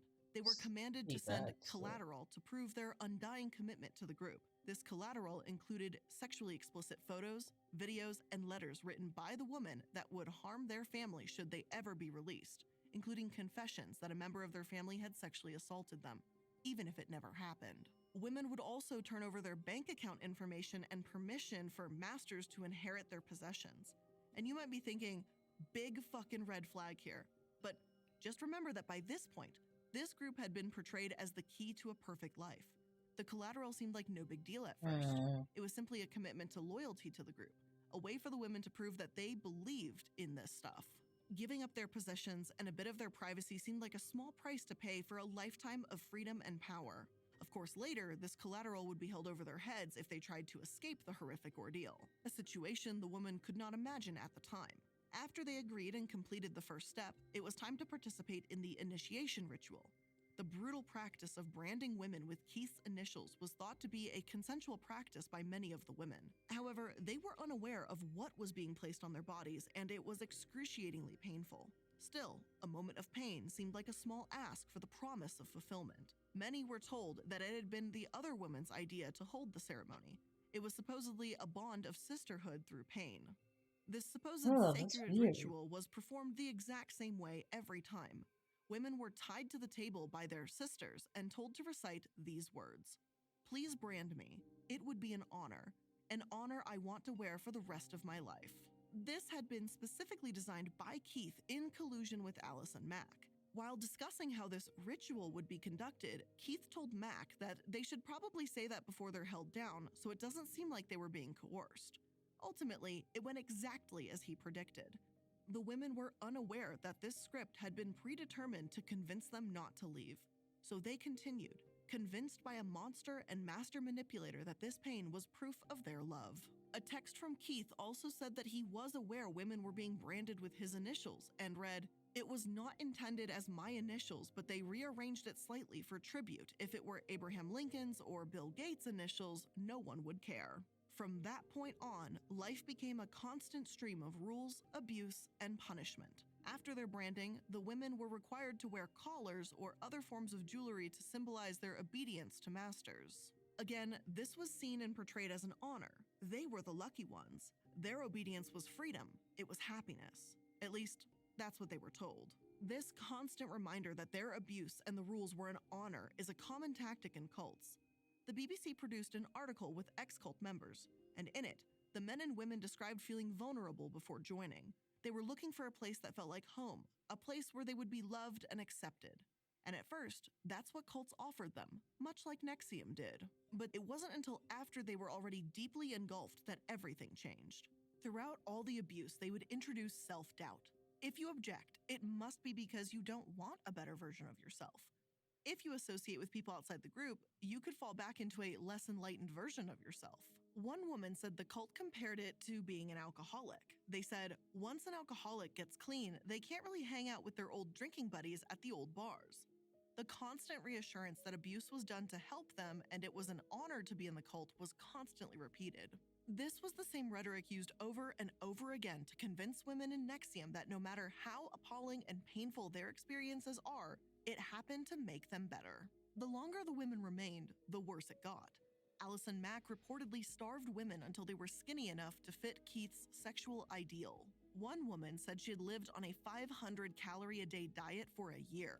She was told to do this until she reached 107 pounds, and her extreme dieting was portrayed as a way to prove her obedience to the cult.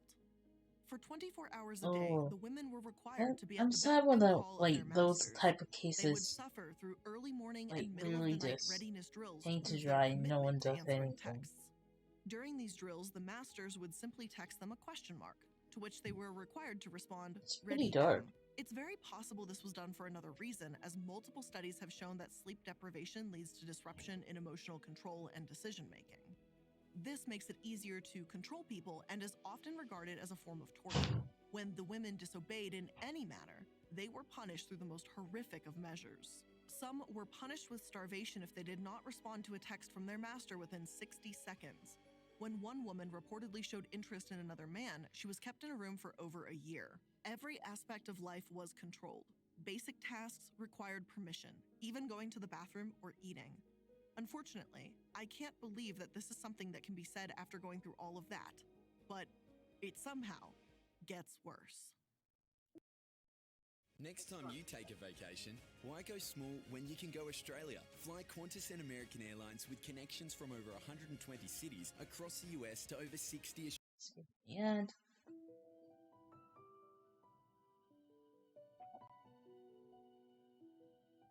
When Camilla was 13 years old, her parents became involved with the life coaching program NXIVM. Of course, at this time, they were unaware of the brutal history of the group's past and present and saw Keith as the harmless genius that he portrayed himself to be. At first, Camilla's parents admired Keith and pushed her to talk to him so she didn't appear rude. But at 15 years old, Keith began to sexually abuse her. He had told her she was special and placed her in a home with older women to learn and grow. In there, Camilla faced the same horrors as the other women. She remained isolated from her family, her diet was controlled by Keith, and her attempts to seek psychiatric help were blocked. Eventually, like the others, she was branded with Keith's initials. By the time she got out of her teens, she had tried many times to leave but was stuck in the cycle of abuse that had been created. Camilla said, "He acted happy, loving, and caring when I showed signs of falling back in line. But as soon as I expressed again a desire to leave, he'd become a monster. He knew the things that mattered most to me and what I feared, and he used both to control me." According to his many victims, this was a constant and skilled tactic by Keith. He could find anyone's insecurities quickly, and once discovered, he would exploit them. With every action and word, he found a way to convince the women that he was the only one who could free them from their insecurities, the only one that could make them safe. Camilla and her 3 sisters all suffered abuse at the hands of Keith. One of them was the one who had been kept in the room for over a year. Unfortunately, they were far from being the only ones. You see, his history with underage girls actually goes back decades. He had been accused of sexually assaulting multiple underage girls at one point and used the excuse that a girl's soul is much older than her biological age to justify this, and he called the girl a Buddhist goddess meant to be with him. And I just don't think I really have any words for how absolutely infuriating, sickening, and just, I don't know what other descriptor to use. This is disgusting. If a girl is 12 or 15, then she is 12 or 15 years old. That's it. The old soul justification has been used over and over and over again, and frankly, I'm sick of it being used as a way for people, usually men, to explain their disgusting behavior. No, I get it. The body is 12, but the soul is over 18. That's still a 12-year-old girl's body. I don't know what to tell you, man. It is not a justification. Unfortunately, the founding of NXIVM and DOS seemed to have a way for Keith to lure in and abuse women under the guise of helping them. And Mac helped move this narrative along. She convinced women to join NXIVM, disguising it as female empowerment. But soon, she was helping to convince women that they had to sleep with or seduce Keith for their emotional development. One woman, who simply went by the name Jay, said that Mac had told her to seduce Keith. She framed it as the only way Jay could get over her past trauma of being sexually assaulted by an uncle when she was 12 years old. She said, "This is going to help you get rid of all your sexual abuse trauma." Mac then encouraged Jay to have sex with Keith and allow him to videotape her. Jay was told, "I will give you permission to enjoy it." Another woman, Sylvie, detailed her experiences during her 13 years with NXIVM. When she first committed to joining DOS as a slave, she was instructed to ask Keith to photograph her and to go along with whatever else happened. So she did as she was told. As she went to meet Keith in a house, she was told to undress. She didn't want this. She didn't want any sexual contact with Keith. It wasn't what she had signed up for. But she said she felt powerless in her role and that she had to follow all of her master commands. So Keith performed oral sex on her afterwards, saying she was now an official part of the inner circle. Sylvie felt forced to show affection to Keith. It was her way of survival. And she was convinced this was the only way she would be the best slave and avoid punishment. She said, "If I was the best slave, things would work out for me."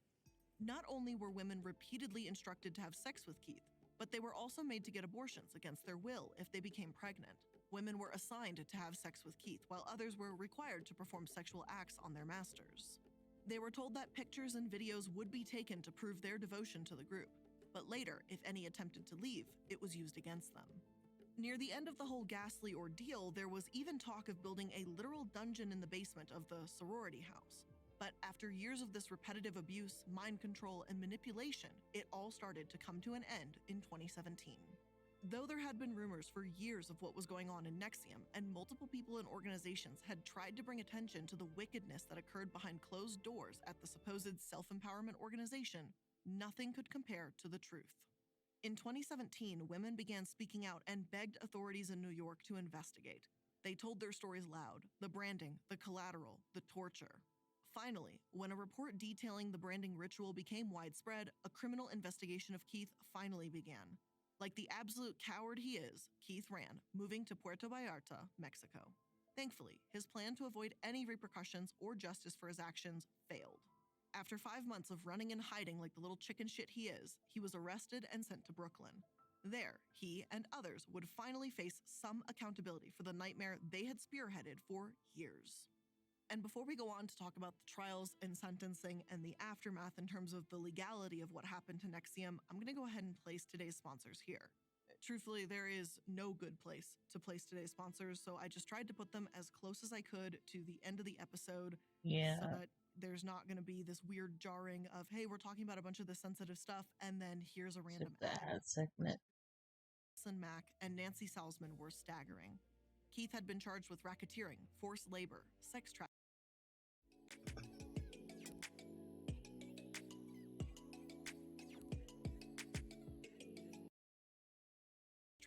and child abuse, to which he of course pled not guilty. Meanwhile, the 3 women who had been his loyal disciples for years took a different route. Allison pled guilty to racketeering, Claire to visa fraud, and Nancy to racketeering. Mack made an impressive turn against Keith, though in my opinion, her actions cannot be excused, and I personally feel it hard to forgive her for the horrors that she helped orchestrate against countless women. While she didn't testify during the trial, she did provide video evidence of the brandings and participated in hours of interviews with prosecutors. In return, the United States Attorney wrote a letter to the judge to request leniency in her sentencing, which she did get. After years of participating in the torment and abuse of other women under the instruction of Keith, Allison Mack was sentenced to 3 years in prison and a $20,000 fine. She did appear to be sympathetic towards her actions and apologized for her role, saying, "I am sorry to those of you that I brought into NXIVM.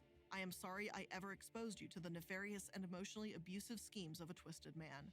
I am sorry that I encouraged you to use your resources to participate in something that was ultimately As so a religious ugly." man, I do So, apologize. what of the other women convicted of their heinous crimes?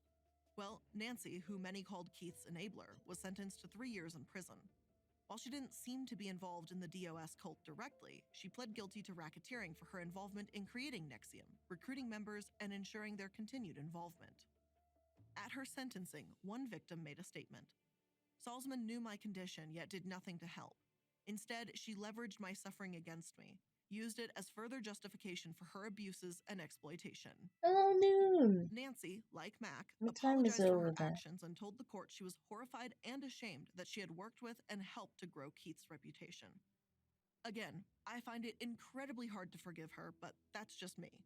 Nancy's daughter Lauren was also convicted of racketeering, but because she testified against Keith, she never received any time in prison. Then there was the financier, Claire. After 9 members of NXIVM testified against her, she received 6 years, 9 months in prison. So what of Keith? Was he apologetic? Did he admit to his wrongdoing? Make any attempt to apologize to his victims? No. In fact, at the opening and closing statements of his trial, his lawyer was adamant that Keith had done nothing wrong. He referred to DOS as merely a social club and argued that the followers of Keith's, aka the women he had brainwashed, branded, and practically imprisoned, made adult choices. He also claimed that Keith didn't need DOS to generate intimate partners. This was simply his lifestyle. Thankfully, the jury wasn't buying any of that bullshit.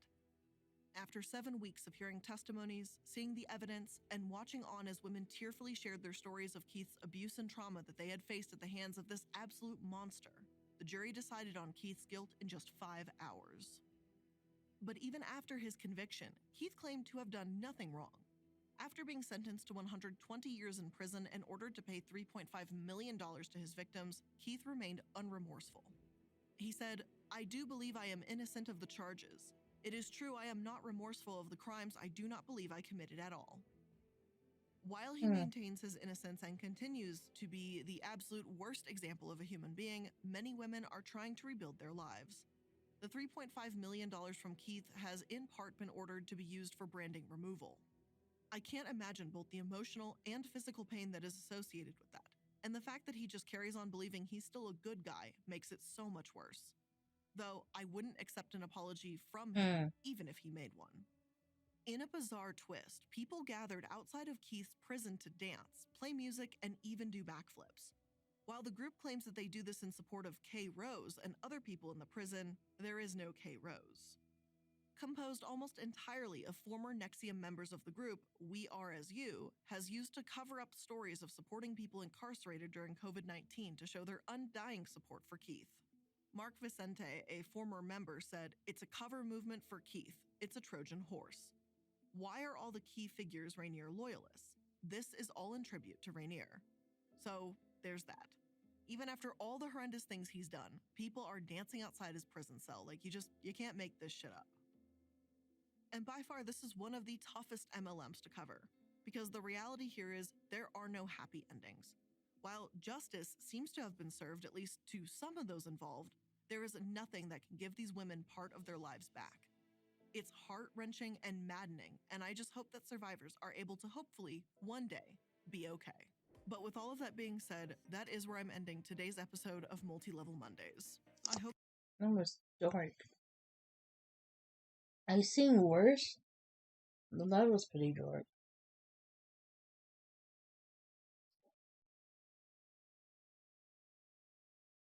Is there a video we want to?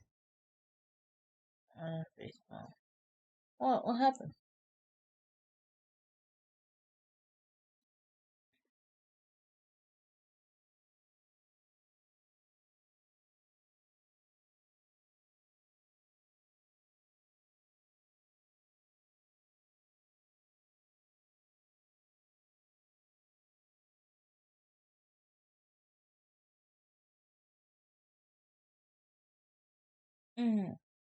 This is Friday night war.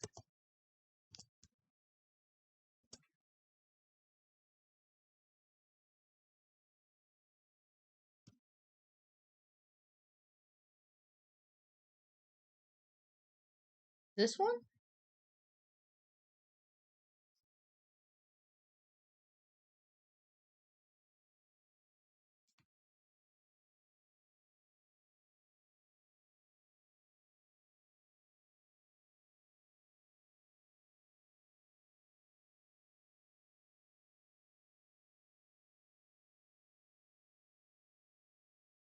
Alright.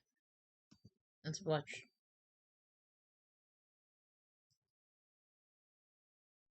New Dove Body Wash reusable bottle and concentrate refill. Less plastic. Less water shift. Less carbon emissions. The superior care of Dove. Buy once, refill for life. My money should work as hard as I do. Oh That's why I use my free transit card every time I get gas.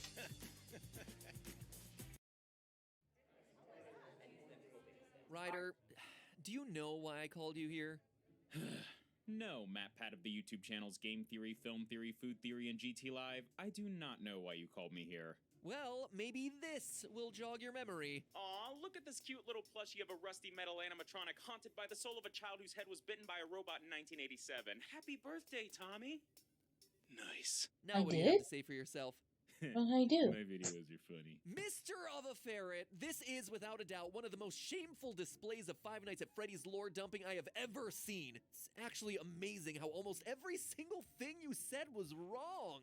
I thought we had taught you better back on the Theorist channels. You even worked on multiple FNAF videos during your time working with us, but clearly you were too busy frolicking around making videos about Bubsy and King's Quest to pay any sort of attention. Okay. Dude, I was just the history guy and the editor. I wasn't doing any of the lore research. Back then, you still thought Purple Guy was the phone guy. But whatever, I get it. Can I go now? No, not until you learn the proper FNAF lore, sir. Now, if you'll see here on this 92-slide PowerPoint presentation that I've made on exactly this subject, first off, this is not the bite of 87. Rather, the image you chose depicts the bite of 1983, and the child in question is actually the crying child, aka the younger brother of Michael Afton. Now, Michael Afton is very important. Help you play me. as him. Hello, Internet. Welcome to my channel, Foot of a Ferret, where, yes, a few months back, I made a video about FNAF where I got a lot of the lore wrong. And yeah, I knew it was all sorts of wrong. It was a quick throwaway gag, and I wasn't about to do hours and hours of research and fact-checking just to get to the punchline. Nice. But even so, I want to make things up to any of the FNAF lore buffs whose heads may have exploded at the amount of inaccuracies I managed to squeeze into 15 seconds. So I decided to call in some help from the resident FNAF expert of the whole internet, Matt Pat from Game Theory. Hello, Internet! Welcome to... Yeah, I already did that bit. Oh, well, anyway, Five Nights at Freddy's is a long series spanning more games, books, and mysteries than you can shake a stick at. So our goal is to present you guys a complete recap of the entire core FNAF storyline, or at least as much as we can without delving into too many unconfirmed theories or things that could suddenly be totally rewritten by a new book, or a new game, or new movie, or decorative birthday party napkin with hidden text that only appears after you wipe your mouth 5 times. And FNAF is infamously frustrating when it comes to deciphering its lore, but I think once you boil it all down, the story might not be as complicated as you think. It's weird, don't get me wrong, but we're not talking about Kingdom Hearts here. But first, I gotta say, if you like this video and you want to see more, be sure to hit the big red subscribe button right below this video and ring the little gray bell next to it. That makes sure you get notified every time I upload in the future. It's a big help for my channel and I'd really appreciate it. Also, there's plenty of really cool Photo of Ferret merch for sale at the link in the description or in this little banner right below this video. But yeah, enough of that. So get comfortable, we're gonna be here for a while. This is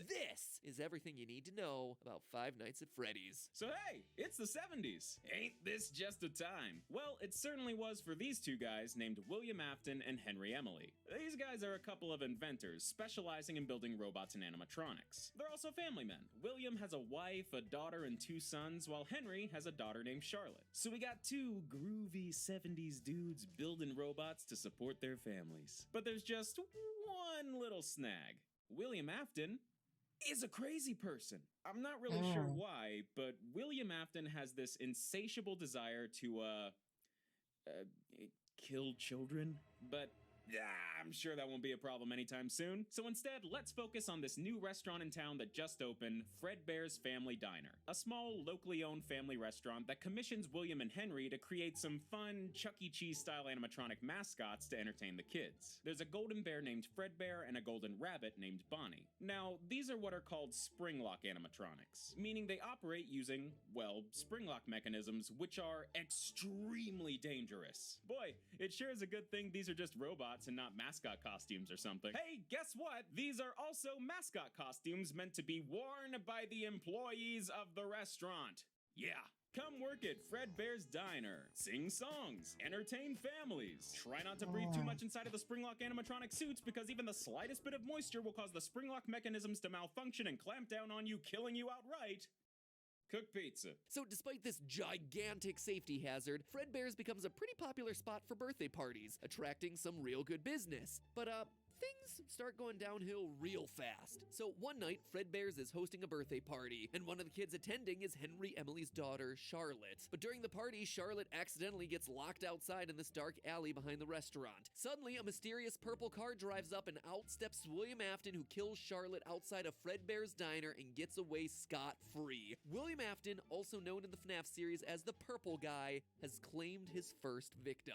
Henry Emily has lost his daughter, leading him to just kinda disappear for a while, and Fredbear's has its first of many deaths tied to its name. Besides being a horrible, sad, terrible tragedy, it's also a PR nightmare. And the owners of Fredbear's were just like, nope, we're out, and they bailed, took the money and ran, sold off the Fredbear franchise to new owners who pulled the flip job of the century to create Fazbear Entertainment. Not only did they get Fredbear's back on its feet, but by 1983 they've turned the franchise into a bit of a multimedia empire with a TV show, action figures, plushies, and most importantly of all, a new sister location, Freddy Fazbear's Pizza. See, this newly revamped Fazbear franchise introduced a slew of new characters to the lineup. The TV show was named Fredbear and Friends after all, so they added a chicken named Chica, a pirate fox named Foxy, and a non-golden bunny and bear named Bonnie, and of course, Freddy Fazbear. Y'all know these guys, right? Remember back in 2014 when FNAF was just these guys? Feels like decades. But yeah, Freddy, Bonnie, Chica, and Foxy become the faces of the new hit restaurant, Freddy Fazbear's Pizza. And things seem to be back on the up and up for Fazbear Entertainment, which of course means one thing: somebody's about to die. While Freddy's is up and running, Fredbear's has gotten back to business as usual. Seems to be doing fine for itself since,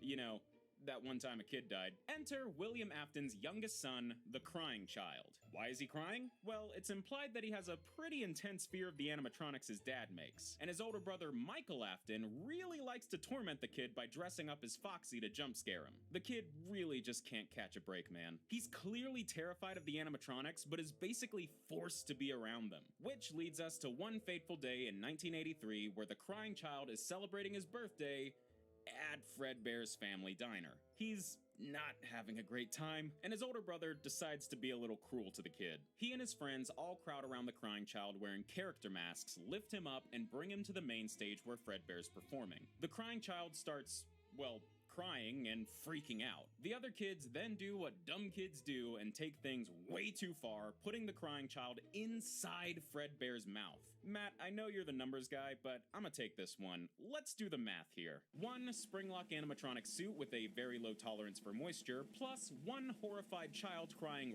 rivers of tears equals... Was that the bite of 87? No 2015 Markiplier, that was what's known as the bite of 83. William Afton's youngest son is munched by a Golden Freddy animatronic and dies. Ooh, it's a birthday party. Can I say that? I don't know if I can say that.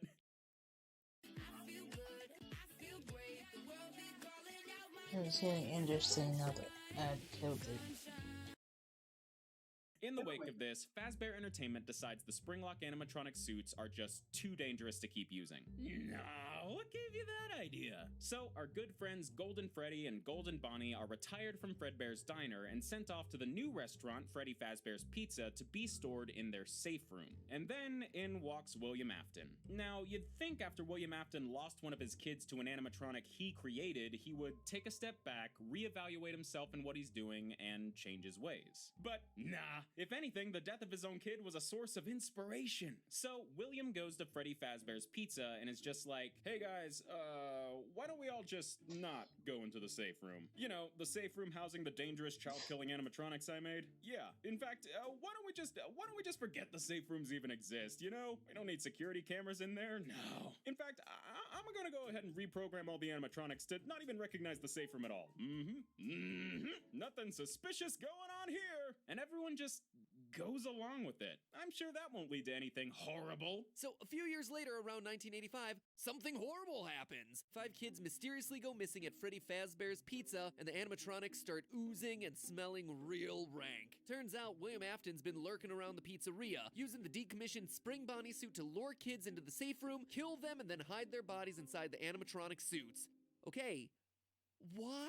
Where's the logic here? I get that you're kinda messed up, Mr. Afton, but what on earth are you hoping to accomplish by stuffing your victims into animatronics that are around dozens of people every single day? Naturally, this sparks an investigation that eventually leads to Freddy Fazbear's Pizza shutting down. So let's take a break from the robot bunnies and talk about something that's a little less scary.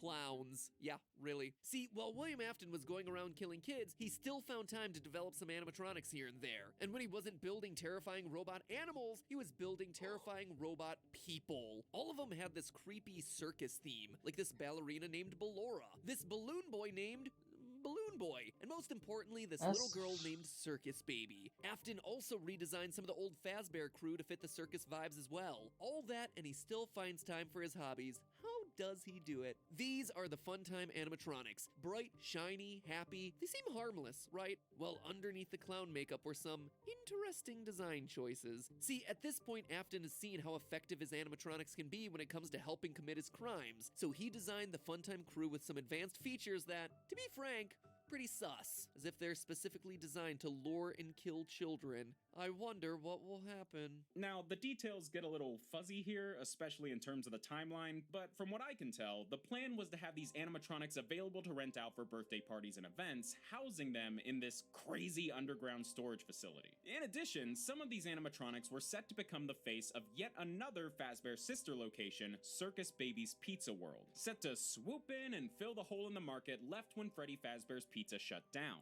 But that plan kinda fell through due to an accident involving William Afton's daughter. Because, surprise, when you make animatronics specifically designed to lure and kill kids while also having multiple kids of your own, those two things might just happen to overlap once.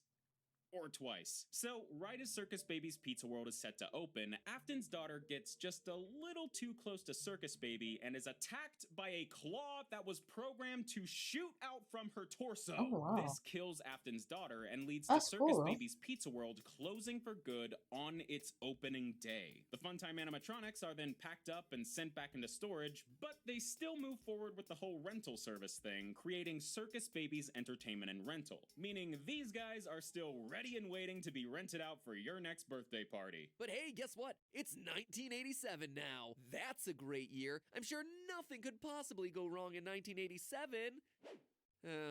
Damn it. Yeah, even with a handful of child murders under their belt, Fazbear Entertainment decided it was time to reboot their franchise after only 4 years, opening the new and improved Freddy Fazbear's Pizza that we see in FNAF 2.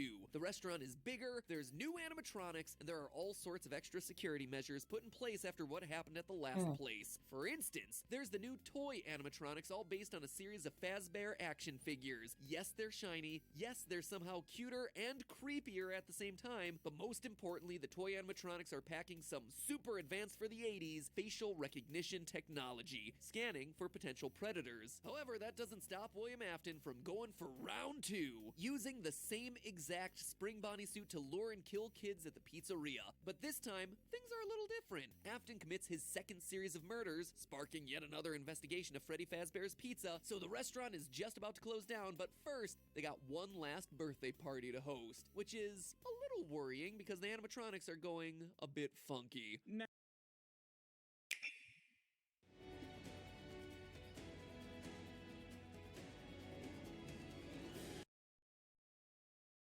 Now, there's one pretty big detail about the FNAF lore we've not mentioned yet, and it's kind of the whole point of the story. There's a pretty hard and fast rule in the FNAF world. If you are a kid killed by William Afton or any of his creations, your soul will undoubtedly go on to possess one of the animatronics. See, it all started with Charlotte, Afton's first victim. When she was killed outside of Fredbear's family diner, her soul found a new home in the diner's security animatronic, this weird, creepy puppet. Or at least, that's how it looks to be conveyed in the games. Like we've said, this series is kind of frustratingly vague when it comes to their lore, but that is what it looks like. And from that point on, the puppet was working behind the scenes, following William Afton around to pick up the pieces he left behind and do what they could to set things right. I'm about to sound a lot like Matt here. As we see in one of FNAF 2's Atari-style minigames, the puppet gives the souls of Afton's victims new life inside of the animatronic suits. So our buddies Freddy, Bonnie, Chica, and Foxy, yeah, they're haunted. Way haunted. But wait, that's only 4 animatronics. Didn't Purple Guy kill 5 kids during the missing children's incident? Well, this is where things get a little funky again, because now we're dealing with Golden Freddy's spirit. Or should I say, spirits. So remember the bite of 1983 where the crying child got chomped by the Golden Freddy animatronic? Well, his soul is now inside of Golden Freddy, which, yeah, makes sense. But going back to that FNAF 2 minigame depicting the missing children's incident, in the very last split second, we see a 5th kid followed by a Golden Freddy jump scare. This is Cassidy, the 5th victim of the 1985 missing children's incident and the 2nd spirit haunting the Golden Freddy animatronic. And let me tell you, Cassidy is mad at William Afton. She is out for revenge. Keep a pin in this, it's important. All this is to say that the FNAF 2 toy animatronics are now most likely haunted by the souls of Afton's most recent victims. You can tell because these guys start acting way more aggressive and confrontational towards adults. They're chill around kids, but if you're a grown-up, they'll start giving you the death glare. And they're not programmed to do that. So I'ma say, haunted. They're looking for revenge against William Afton. But on the day of that last birthday party, they get a tad overexcited and attack the daytime security guard, giving them a nice hard chomp on the noggin and removing their entire frontal lobe in what became infamously known as the bite of 87. Happy birthday, Tommy! Needless to say, this gets the new and improved Freddy Fazbear's Pizza closed for good. Alright, so let's tally things up. By 1987, Fazbear Entertainment has around a dozen dead kids to their name. That's almost 1 dead kid for every year they've existed. You really think by now they'd decide to call it a day. But nope!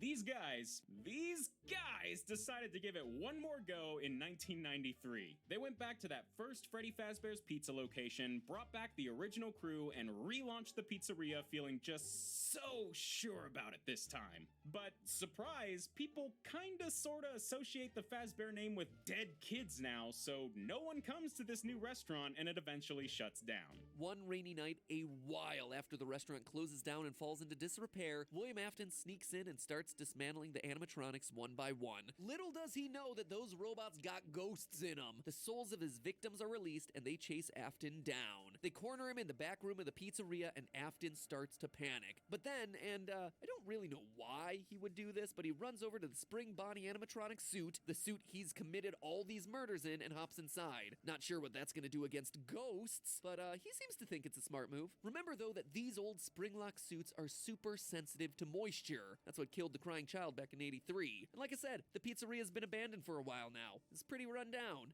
And it's raining, so Afton piles into his murder suit, just kind of stands there for a few seconds, and chomp! Spring locks fail, blood goes everywhere, and William Afton, stuck inside the Spring Bonnie suit, falls to the ground and dies. Fazbear Entertainment attempts to save face from the now baker's dozen of dead people attached to its name by completely walling off the back room, leaving Afton's body inside and just forgetting about it. We see all this go down during a minigame in FNAF 3. Also in that game, if you get the good ending, you get to see the puppet bring cake to a table of children. 4 of them in FNAF masks, and one of them crying. The puppet gives the kid cake, they stop crying, they put on a golden Freddy mask, and then they all disappear, leaving the masks behind. The puppet has set the souls free. Now, you might have noticed that all this stuff we're talking about has next to nothing to do with what you actually do in these games. Sure, you see some of this stuff play out in minigames, but those are side things that are often hidden. If you play these games casually, you may never see a good chunk of these plot-driven minigames. So how does a purple dude killing kids lead to you as the player spending 5 nights at various robot-infested buildings, checking cameras, and avoiding death by robot chicken? Well, that is where William's older son, Michael Afton, comes back into the picture. While all of that was going on, Michael, now an adult, takes it upon himself to try and make up for his dad's crimes. At first, he was just trying to find his sister, which is a little weird considering the whole, being dead thing. But remember the FNAF rule. All kids killed by Afton or his robots go on to possess an animatronic. And the soul of Michael's sister is now living in the very same animatronic that killed her, Circus Baby. And it seems like William Afton knows this because one day, William, the messed up individual he is, went to his son and was like, your sister. Yeah, she's over there. Go check it out. So, Michael takes a job at Circus Baby's Entertainment and Rentals, as we see in the game's sister location. In between avoiding death by face-splitting animatronic, Michael discovers the whole "my dad killed a bunch of kids and their souls are trapped inside these animatronic suits" thing, and decides he has to do something about it. Unfortunately, while working the night shift at the storage facility, Michael gets himself scooped, meaning the dude gets his insides ripped out of him by a machine meant to remove animatronic endoskeletons. And then this giant robot named Ennard, created by all the Funtime animatronics literally stitching parts of themselves together, jumps inside of Mike to use his body as a host. So Michael is now dead. Kinda. He's like partially dead. He just kinda moves on with his life for a while, robo-bits jangling around inside his skin sack as his body slowly rots and turns purple. Oh, now he looks like dear old dad. Mike gets progressively worse until one day Ennard's just like, yeah, this place was cool at first, but kinda sucks now, and ejects himself from Michael's body. And Michael is pretty okay with it, actually. Yeah, somehow he is still alive. Not much else to do, but, keep doing what he was doing before, I guess. Michael starts applying for gigs at all the various Fazbear locations that popped up over the years, with the goal of setting the souls inside the animatronics free. He lands nighttime security jobs at both the bigger 1987 pizzeria as well as the 1993 pizzeria, but is fired from both for tampering with the animatronics to, save the souls of dead children, and for a general foul odor, because he is in fact a walking corpse. And all this comes to a head in FNAF 3 several years after the final closing of Freddy Fazbear's Pizza. The whole Fazbear name is destroyed, no doubt. But over the years, it became some kind of urban legend. So some random company decides to capitalize on this, creating a haunted house-style horror attraction called Fazbear Frights. The place is all decked out in Freddy Fazbear memorabilia, spooky atmosphere, everything's pee-pee yellow. They went the whole 9 yards with this place, including finding a real real Fazbear animatronic salvaged from the walled-off back room of Freddy Fazbear's Pizza. Yep, William Afton is back, baby! Undead, rotting, haunting his Spring Bonnie suit, and stalking around Fazbear Frights as the monstrosity we all know as Springtrap. I guess living after death as a rotting purple corpse creature runs in the Afton family. But, only after a certain age. Sorry, kids. So William Afton has been unleashed back unto the world. This could be very bad. Luckily, Fazbear Frights has a nighttime security guard. That's right, it's a family reunion. Father and son back together after all these years. Except now they're both technically dead and the son sets the dad on fire. Yeah! At the end of FNAF 3, Fazbear Frights burns down with Springtrap still inside, which has to have been Michael trying to finally finish off his dad. But unfortunately for Mike, William Afton always comes back. He tried his best, but somehow, Springtrap is still out there. But then, totally out of left field, Henry Emily comes back with a plan. After doing literally nothing this entire time, Henry jumps back into the fray by starting his own pizzeria with Michael working as an employee. We see all this happen in Freddy Fazbear's Pizzeria Simulator. But beyond all the arcade games and googly eyes, Henry's Pizzeria is actually just a front to gather up the last few haunted animatronics and set their souls to rest. And weirdly enough, the animatronics have changed over the years. Circus Baby was apparently kicked out of the Ennard crew, now taking the form of Scrap Baby. What's left of Ennard has now taken the form of Molten Freddy. The puppet's still kicking around as this bear called Lefty. And of course, there's Springtrap. Not much different about it, it's just Springtrap. Once the gang's all together, they're all incinerated, including Michael, and we hear the voice of Henry saying his final goodbye to the lost souls, his daughter, and his old business partner. But hey, would you look at that? William Afton is still alive!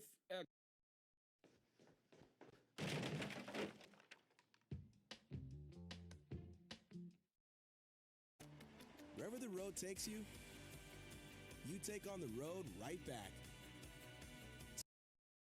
Okay, how the heck does this dude keep cheating death? Well, that's all thanks to Cassidy, the vengeful spirit haunting Golden Freddy alongside the crying child. She's been out for revenge ever since the 1985 missing children's incident. And when I say revenge, I mean she wants to make him suffer. Just killing him off isn't enough. And at this point, William Afton should be dead several times over. Dude got impaled from all angles and burned to death twice. So, physically, he's not really that much of a threat anymore, but Cassidy keeps him alive to torture him, forcing him to live through a never-ending barrage of animatronic horror in his mind as we see in FNAF Custom Night. But that's just half the story, because now there's two William Aftons. Oh my god, okay.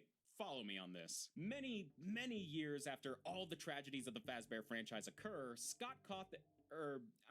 some random unnamed video game developer who is not Scott Cawthon, the real-world creator of Five Nights at Freddy's, started making a bunch of horror games based on the stories of the Fazbear tragedies. Yep, FNAF is officially going full meta on us now. Not Cawthon's games become really popular, and Fazbear Entertainment is getting pretty ticked at the bad name the games are giving their company. As if they weren't already giving themselves a bad name. So they decide to fight fire with fire, no pun intended, creating their own VR horror game as a way of poking fun at themselves, discrediting Not Cawthon, saving a bit of face, and cashing in on their own messed up past while they're at it. But as it turns out, while making the game, the dev team used a few pieces of code found on some old Fazbear Entertainment hard drives. And in that code, somehow, was a digital replication of William Afton's consciousness. Yeah, we're going there. This code manifested itself in-game as Glitchtrap, a yellow bunny mascot with purple eyes who, over the course of the game, brainwashed multiple beta testers to become little William Aftons in training. Alright, this is getting a little far-fetched, right? But it doesn't stop there. In the FNAF VR DLC, Curse of Dreadbear, we see this whole William AI Afton mind-melding thing really take shape with Vanny, a reluctant follower of William Afton. We've not seen much of Vanny yet, but we know that she's someone who's played FNAF VR, was brainwashed by Afton, and is now working for him. Also, she wears a creepy bunny mascot costume just like Glitchtrap. And it's looking like Vanny is about to become a very important player in the FNAF story. Sometime in the near future, we're gonna be getting ourselves the newest FNAF game, Security Breach. It's bigger, it's badder, it's constantly getting delayed. It's Five Nights at Freddy's Security Breach. I actually think think it looks really good. And if the trailers and teasers are anything to go by, which It's they should probably be, out in this now. game, you're being hunted down by a killer bunny mascot with a Like, woman's voice. I That's remember Fanny. And Fox until we see what all playing it, Security Breach I brings to think. the table, that So it is should where be the out story by of Five now. Nights at Freddy's leaves off. I know it kind of feels like we just took a hard left turn right before the end there. All this talk of AI, brainwashing, and deadly VR games actually makes all the child murder and haunted animatronics actually look normal by comparison. But to me, this feels like we've reached the end of FNAF Season 1 and are entering FNAF Season 2. At this point, FNAF is wrapping up the story we've all been decoding and piecing together since 2014, and using it as a springboard to set up all the new insane stories that we'll be trying to piece together until 2028. The main FNAF story, the story of the haunted pizzerias, missing kids, purple people in the Afton family, is largely over. A couple of pieces of it are wrapping up in the books at this point, but really, it's just done. This is officially the start of not even a new chapter, but a new saga of FNAF stories, which gotta say, super exciting, because like, back in 2014, no one could have predicted that the creepy Chuck E. Cheese game would grow to become a massive multimedia franchise about a serial child murderer who can't die. So now that FNAF is settling in on a new path, oh man, it could go anywhere, which means that I can't go anywhere. I'm stuck in it. I am stuck in this franchise until the heat death of the universe. Wish me luck. Well, Matt's gonna go and sulk in a corner for a little while, so let me just say thank you very much for watching this incredibly long video about the Five Nights at Freddy's lore. Believe it or not, there are actually a ton more intricate details and mysteries that we couldn't even fit in this video. So if you want to go even deeper into the lore, definitely head over to Matt's channel and check out his amazing FNAF game theories. Or if you want to hear me talk more about FNAF without going into the lore, because oh my god, I got that for you too. Thank you for being patient with me while I put this behemoth of a video together, and I'll see you next time. DFTBA.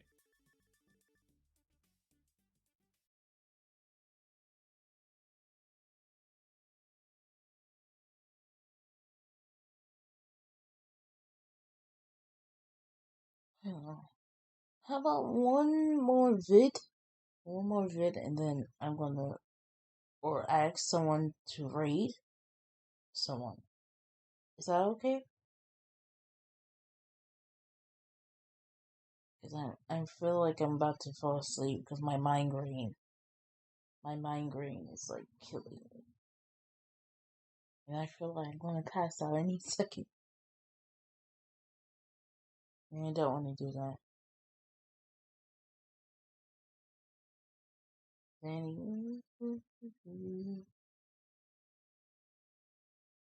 see.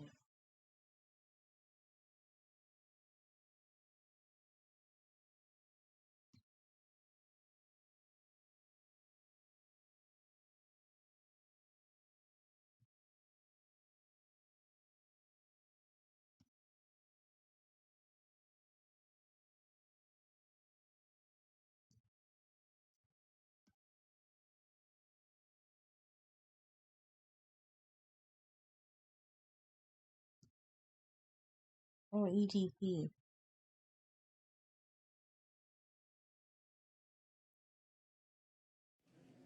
Mikey looked cool till he ate.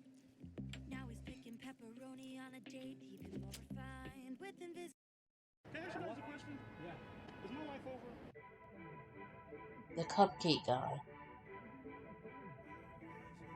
There's somebody here. Are you really? Yes. Okay, it's all right. Well, he's heading home now, so you know. Do you honestly think that I would sit back and throw away my life?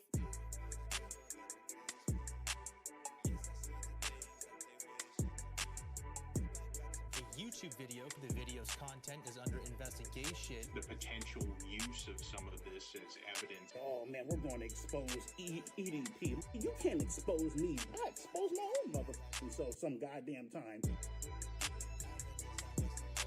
Hey, how you guys doing? Today's Saturday here, and I've decided to spend it talking about this fat idiot. Do you honestly think that I would sit back and throw away my life for something punk that barely even has hair on her mother? I know so many commentary channels have made a video on this EDP situation, and honestly speaking, I don't think this can be talked about enough. So there's a person on YouTube by the name of EDP445. I know that his name looks like the result of what happens when you smack your face on a keyboard, but it's an actual name, believe it or not. It stands for Eat That 445. 445, ironically, might be the amount of time that he has to spend in jail after this, because this dude tried to solicit a then tried to meet up with her. He also sent pictures of his ding dong, a picture of his And turd. Thankfully, 445, this was if you not a add real it up, 13-year-old. equals This was 13. done by If a group of people called if I Predator remember Poachers, correctly. and I will get into them later because Or this story basic has math. more twists than an M. Night Shyamalan movie. But what's important to note is that this is not hearsay. This is clear-cut evidence. This is someone on video admitting to everything that he's done, as well as texts that prove it. And quite frankly speaking, I do not see any way of defending this man. He seems to need serious help, but also jail. I'm gonna tell you right now, normally I'm a little easier on people and I don't mind, but when something as bad as this happens, I'm not holding back at all. This fat tub of lard is going down. Okay, so let me tell you my reason for wanting to talk about this. I now am somewhat on YouTube, like some people know me. Great, because I am a content creator, so to speak, and I feel like I have a responsibility to make sure that I hold others accountable when I see shit going on that's wrong. I don't like getting involved in stuff like this. I do not care about people's personal lives. If a fan likes a creator and they're off age, no problem. I don't care. It's not my business. If someone is 13 years old and is a fan, and you're trying to with them, I have a huge problem with that. When I watched this video, I was absolutely aggravated. It's also hilarious at the same time. Like, it's a weird mood. Like, I'm like, but also, but imagine if this was a real thing. Imagine if he actually had done this and got away with this. And this is not the first time he's done this. He has had previous allegations, and he played it off as if he was trolling people, and his fans believed him. So I am so glad that there's evidence, and I think this dude needs to go to where he belongs. That's why I appreciate everyone else who's made a video on this, and I don't mind whose video you watch, even if it's not mine, as long as we get the information out. So before we get into the text logs, I had a look at his old channel, which, by the way, he's been deleting all of his old videos in order to still be monetized on YouTube. Someone's done God's work and actually uploaded some of the stuff that he took down. I had a look at a few videos. I cannot understand how this dude is popular. All right, y'all, what the cracking with it? It's your boy, Eat That Boy, 445. Better move motherfucking quickly, my boy. Ooh, so talented. As you can tell from the footage, I don't think anyone above the age of like 13, 14 is watching him and actually liking the content. Most of his age demographic and audience are under the age of 14 or 15. I don't even mean to be rude with this, but my theory is that between his looks, his personality, and his demographic, he wasn't getting many DMs from anybody above the age of 18, so he started punching below the belt, so to speak. Furthermore, I did read the full chats, and he fully said that he loves this girl, who he thinks is 13, mind you. I'm not sure if this man has had a relationship in his life or ever felt love, so the first person that messaged him and said he's cute probably got to his heartstrings, which should be sad if it wasn't a 13-year-old girl. Anyway, let's read some of the DMs. But before I start this video, what's up, guys? I know a lot of you are probably new to this channel, so I'm gonna need you to subscribe right away. I'm not joking. What's up, guys? I know a lot of y'all are probably new to this channel, so I need everybody to go subscribe real quick. No, seriously, subscribe right now. So everybody go subscribe right now. Go subscribe. I know that we're talking about a serious issue, about something that is very much more important than my stupid fucking YouTube channel, but subscribe Sorry, right now. Everybody go subscribe right now. Turn on the notification. Are you deaf? Are you deaf? Are you deaf in the eyes? Subscribe. We are 1,500 miles away from home just to get this dude, so everybody go subscribe. Anyway, enjoy the video. Look, I am 1,500 millimeters away from my bedroom right now, okay? So I need you to subscribe. Seriously, dude? Is this the most important thing? Do you have to do this 4 times before we start the video? Can you just chill out with the subscribe? I'm gonna get into this man Chet Goldstein later. I have close to zero respect for this man. What's happened is a group of people have done the right thing, but it turns out that group of people also suck. Trust me, you're gonna want to subscribe to this. Hello, my name is Alexandra. I decoy for this channel. I just found your YouTube channel. Why are you so funny? Because I keep it real on these Classy as ever, EDP. With a name like EDP, why would I expect anything different? Why would I expect this man to be like, oh my goodness, you think I'm funny? Wow. Well, I do tell quite the yarn sometimes. EDP, charmed. Soon after Instagram messaging, the conversation moves to texts. I'm having ghetto tacos, lol. That's cool, what you doing? Just got done beating my shit. Just watching YouTube now. Oh, like f***ing off? Lamau, yeah. Wow.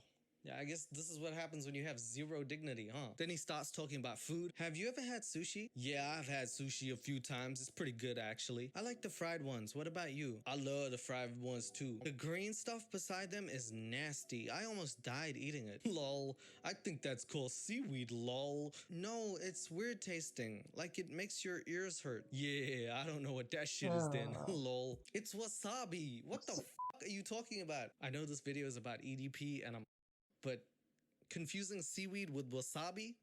What the hell is wrong with you, bro? She said it makes her ears hurt, and you're like, I never tasted seaweed like that before. You just anything healthy, like, ugh. You have no idea what healthy food is, do you? I've seen you, bro, and I've tried to look away. I've closed my eyes, and you're still there in the corner of my eyes somehow. Here's where he starts talking about her age. I mean, you're cute, but you're 13. You're my friend. Do you like me? Not enough to go to over. Right there, this man knows the consequences of his actions. So right there and then, he should have noped out of the conversation. Then EDP blocks her and then unblocks her. And when you block someone and unblock them, their conversation history disappears, which is a little slimy tactic, but it kind of shows that he's probably done this before. He's been accused 6 times apparently. Let's just say he seems to know his way around the McDonald's playground. I'm sorry, please forgive me for blocking you. I got scared. How are you? I hope you aren't upset. Sorry, I was feeling weird and you said be honest and I was. I can't believe you'd block me. So that should be it, right? But we know that's not what happened. I buried my face into my pillow because I'm trying not to giggle and wake everyone up. Aw, you blushing? That's so damn precious, I swear. Stop it. Oh my god. My heart hurts now. Make me. How can I make you, Lamau? The only way to truly make me is come over here and literally out your hand over my mouth to make me stop talking. Either that or tickle me. Just tickling in general seems creepy. Like I don't go up to my friend and be like, Gucci, Gucci, Gucci. That's like, who does that? One of these days I'm gonna surprise you. Put my hand over your eyes and be like, guess who? Again, creepy. Imagine if EDP did that to his parole officer. He's like, guess who? It's me. Eat that pussy 445. Parole, right? Yeah. All right, I'm going back to jail. Here's where it starts to get. If I tell you something, you have to promise you won't say anything. Lol, honestly, I can't wait to meet you. Got me all excited and stuff. Wait, was that the secret? Nah, secret was that I can't wait to be able to you and give you a little quick nibble. Even when soliciting, this motherfucker is still hungry. Like, you're so amazing. Where are we gonna? Wherever you want. Whichever you're comfy with. That sounds so sweet. You make everything okay. Well, I just want your first to be enjoyable, you know. So at this point, he gets pretty scared. And he starts to realize maybe this is a trap. Maybe a 13-year-old doesn't love a fat piece of shit like myself. And he says this, Sophie, I can't do this, honestly. We can be friends and be cool. I can't do this. This is something I'm gonna have to deal with for the rest of my life. I hope you ain't upset or angry by this. If we were to do that and somehow it got out, I'm not saying you would say anything. Your mom could find out, dad, family members. I'm f***ed. Not only do I lose my YouTube channel, but I go to my reputation is ruined. My life would be completely in shambles. Oh. And you still did it. It's like looking at an electric fence being like, I know that if I touched that fence, my hand would be electrocuted. I would have the power of 10 tasers running through my hand at any given moment. The power of Zeus himself would be running through my arm. I would never... So at this point, EDP seems to have called it off, but literally a day later, I feel really bad about last night. And I think you're cute and definitely want hugs. But I'm just afraid of this somehow getting out. I'd get you on the lips. That's all? On the cheek, the neck. And I'd love to down there. Down where? Speak English, gosh darn it. The silly. If that's okay. Hey! Consent! That's great! Only problem is she's 5 I watched his videos too young for the time to shit. time. I'm He's a glad good you got one of 2 correct, but unfortunately a 50% pass rate is still a fail. He has You a need nice both. channel. You're such a sassy little shit. I love it. Come to your house, climb through your window, and kiss your cute passionately. That's the only solution I can think of. Dude, the fucking law of gravity prevents you from doing such things.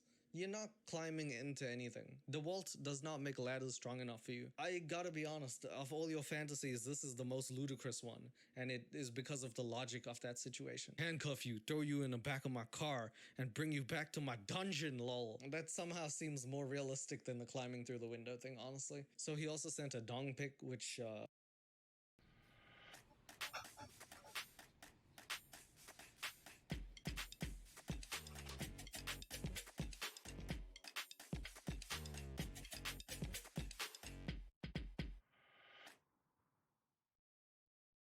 Why do I care so much what people think about me? I think I'm gay. can't show here.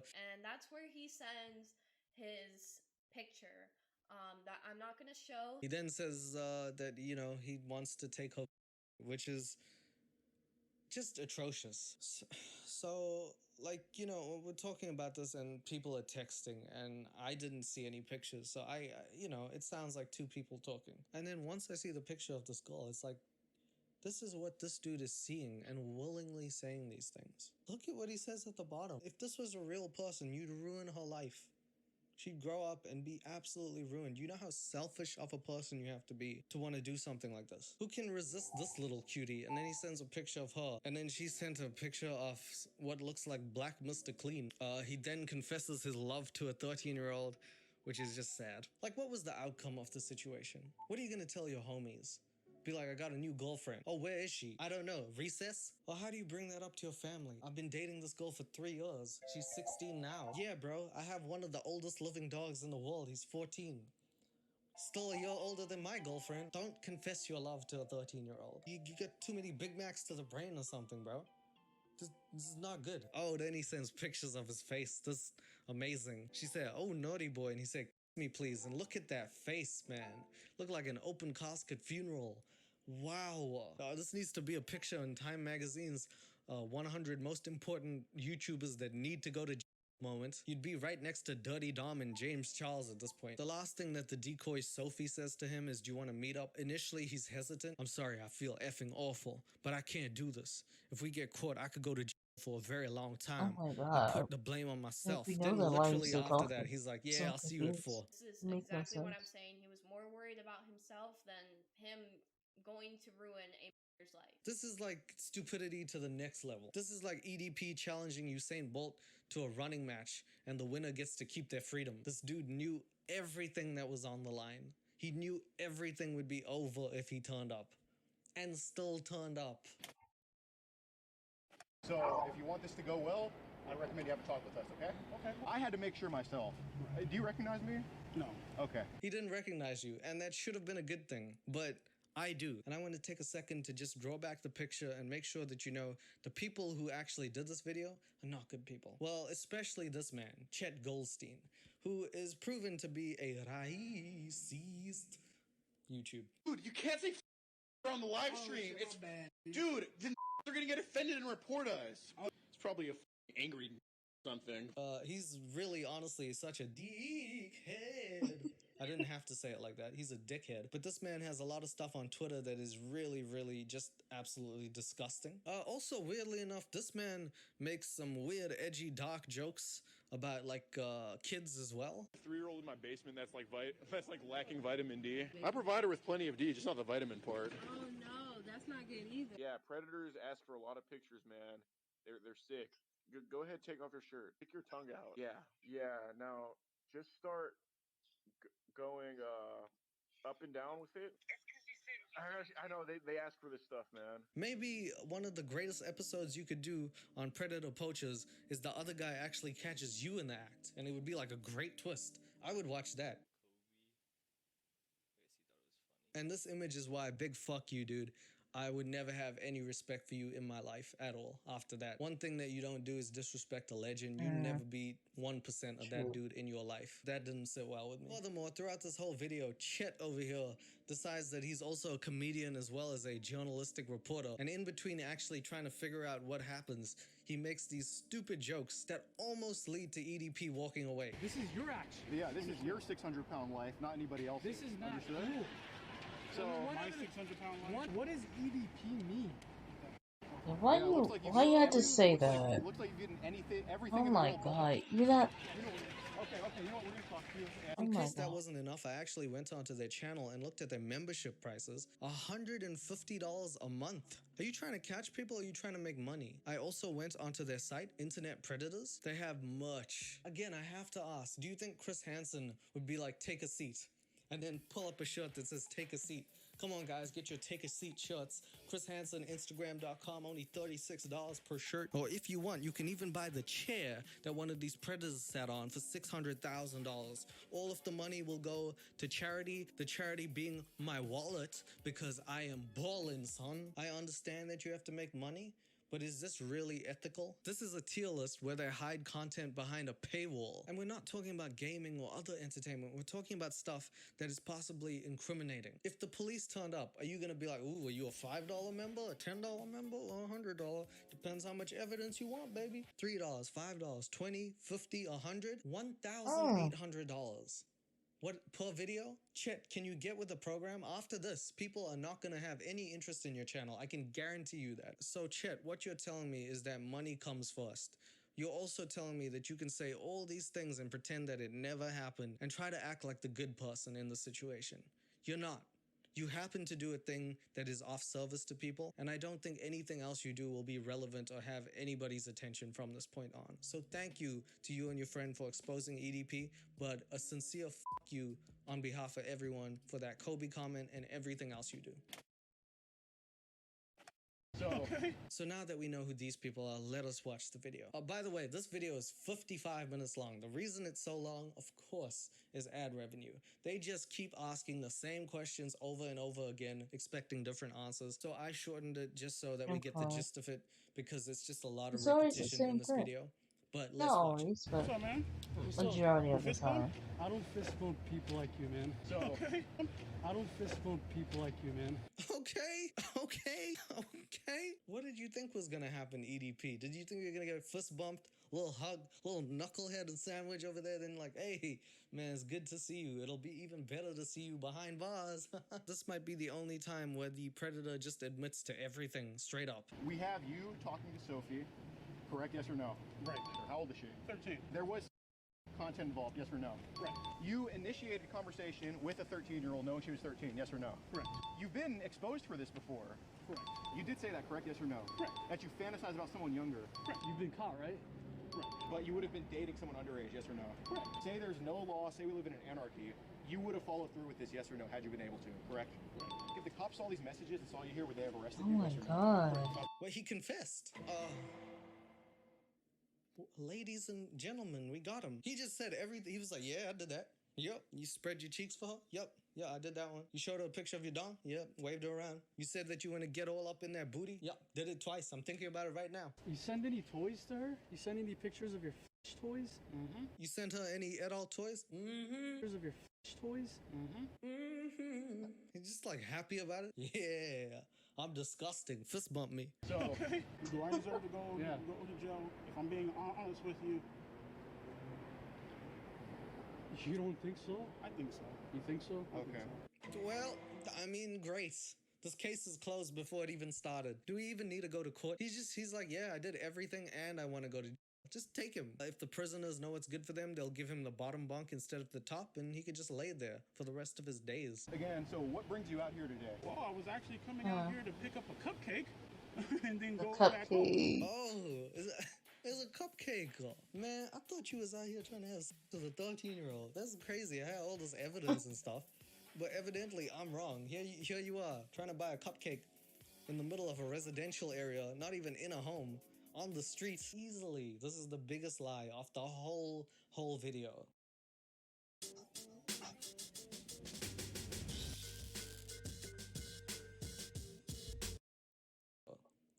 You would not get one cupcake. Look at you. You look like a fucking cupcake. You do never get one cupcake. That's an iconic line, dude. They're gonna say that in prison all the time to you. Hey, in EDP, if you like cupcakes, you're gonna love the icing that the prisoners give to you, if you know what I mean. What made you start this conversation with this said 13-year-old? I'm not going to lie to you, man. You know what I mean? Sometimes, you know, a person feels lonely and stuff, and they want the They want the interaction, and that's pretty much what happened. Loneliness is not an excuse to a 13-year-old. No. Never. When you say specifically, I've always fantasized about someone younger with a big age gap. You did say that, correct? Yes or no? Correct. That you fantasize about someone younger. Correct. What is A that fantasy? Because it's no. not just loneliness. You know what it is, man. I mean, I don't know what it is. I'll tell you right now, I like people with fat ass. You're not attracted to minors. Bro, come on, man. You know exactly what it is. Let this be known. Let this be known. I am not a. Damn, bro, this is a moment of comedy just randomly. You got a bona fide sitcom catchphrase there, bro. He says something that is not even remotely true, and you can just see right through it. Let it be known. I ain't fat. I'm never fat.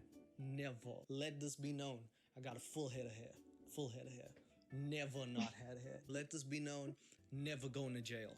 Never. Cannot expose me. Unexposable. Never going I think to jail. his At this YouTube point, channel EDP starts came playing the back sympathy like card, bringing a couple his weeks ago. deceased mother into this. It didn't last long, like maybe like My 2 mom, days. May she rest in peace. Or You guys know that, right? You guys seen the videos.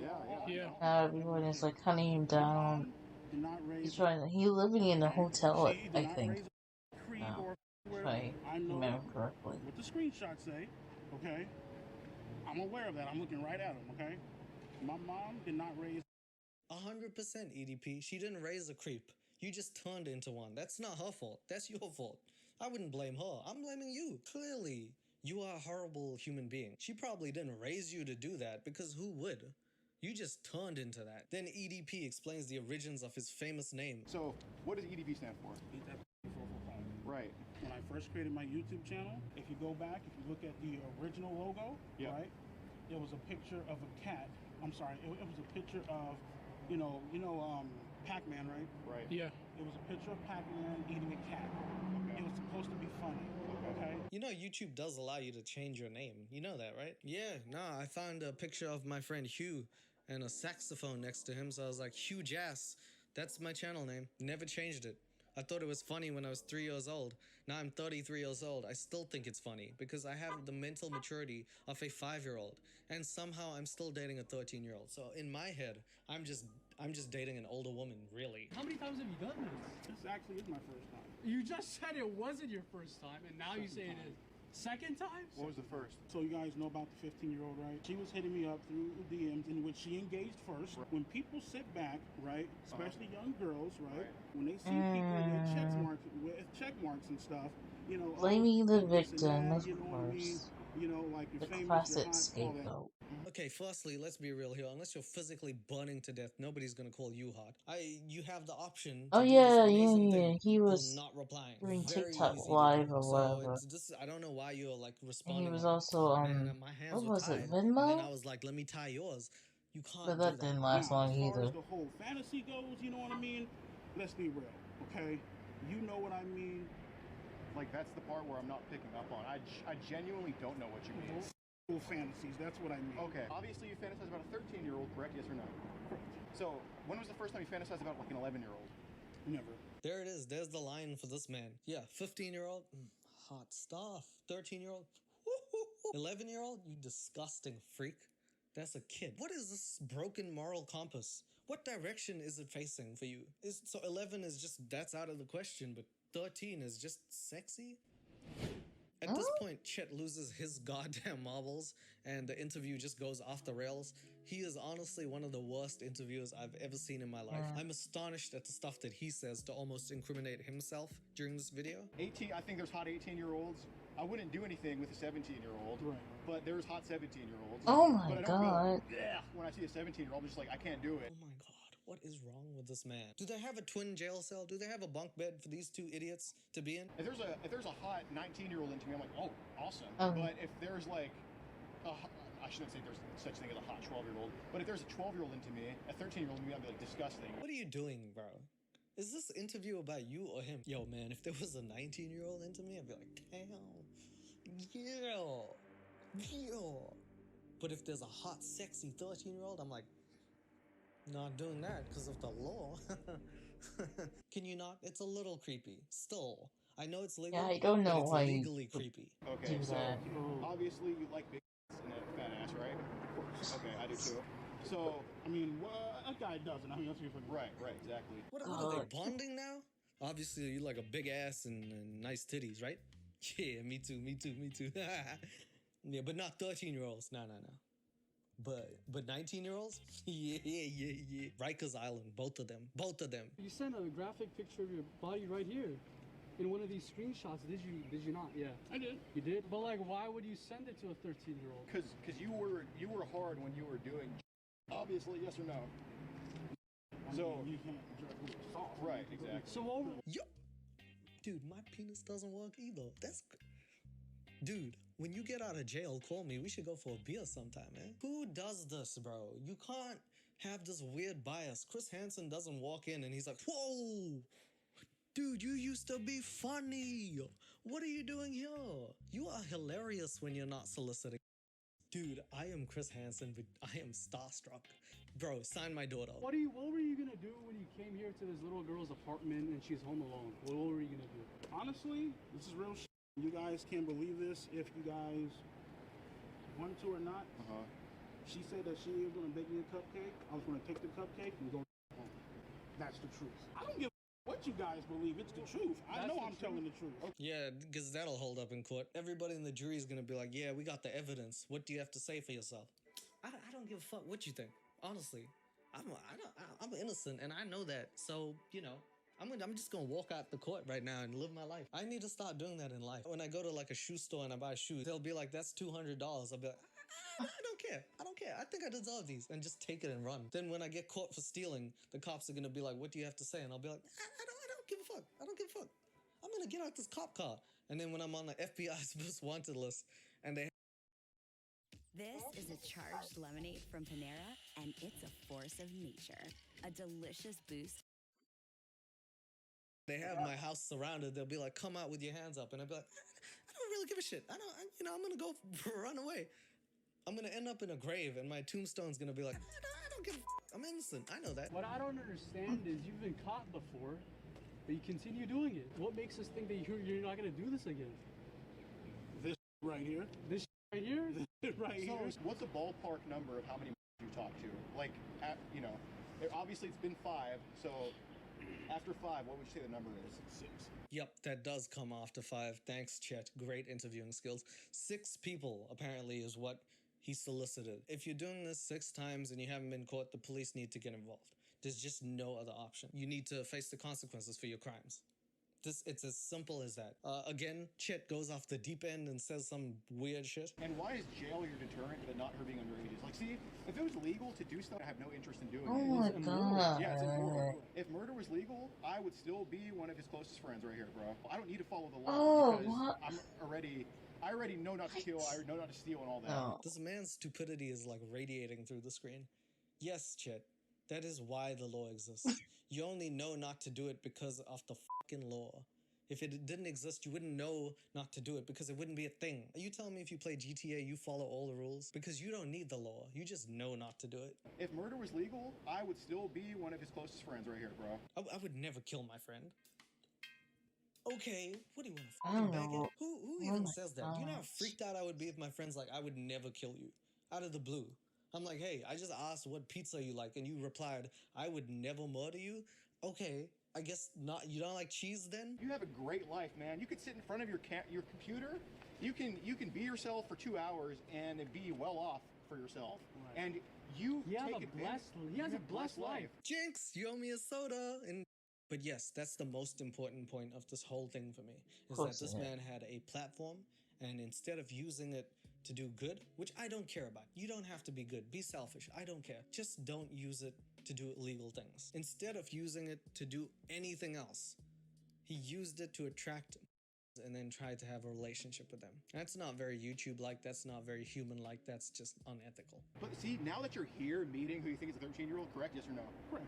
Now here's your, like, this, all doubt is squashed. Say the doubt's right there, you just sat on it and just squashed it. All the doubt is squashed, dude. Say the doubt is this cookie. You just... That's the doubt. You don't understand, do you? I'll explain it again. See this doubt? All doubt, squashed. Look, dude, I don't think you understand. Doubt is like this cookie. You just... I hear you say, I lose my YouTube channel, but I go to... My reputation is ruined. my life would be completely in shambles, and you still came because you were that hungry for a cupcake and a 13-year-old.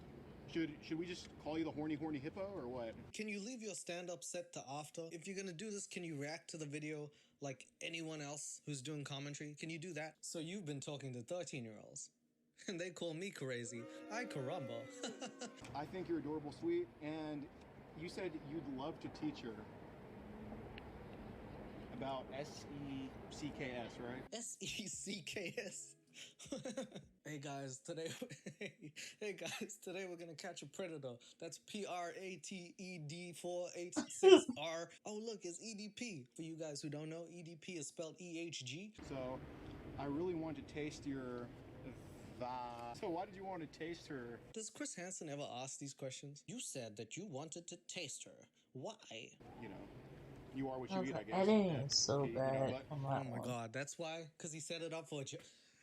I'm so done with this man. I am so done with Chet. This is how bad this interview is. That EDP is here and Chet is like just below him. Did you ever ask for photos from this girl? I did, but I never received them. Then you said, I think it's hot when you're sassy, little gives me attitude, I love it. Come to your house, climb through your window, as if that would have fit. And Wait, you was gonna climb through her window in the middle of the night? Dude, come on, man, I wasn't, Dude, this is what you said. You know how creepy that is? It's creepy as That's super creepy. Why is this the thing that they're getting like all hyped up about? Talked about him sending dong pics. They were like, yeah, that's bad.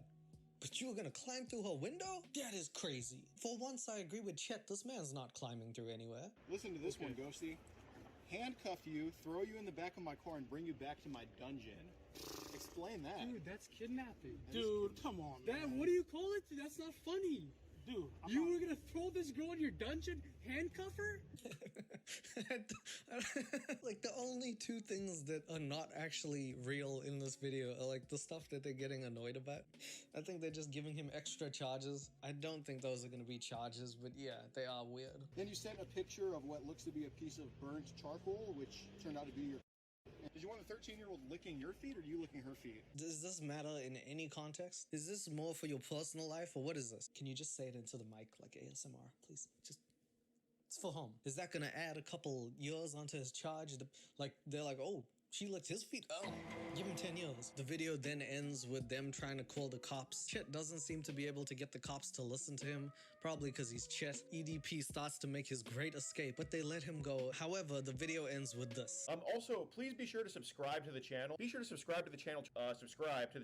Subscribe. Within 30 seconds, another 4 subscribes. Honestly, I feel like Chet cares way more about his channel growing than he does about catching this predator. That was like just the second thing that happened in this video. And that ends the saga of EDP. So that is the situation that unfolded not too long ago. It's a story in which there are really no winners. Chet Goldstein seems to be having a channel spike in growth, and with all the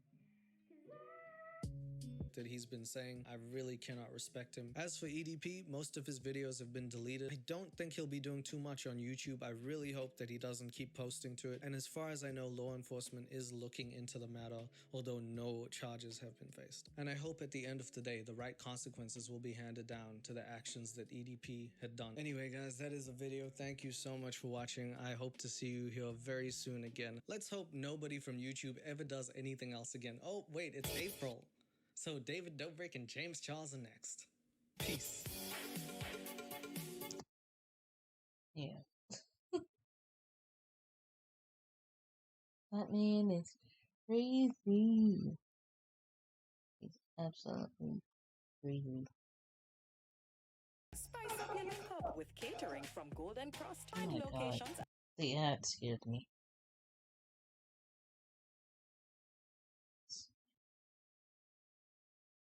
I don't have anyone to raid. Oof.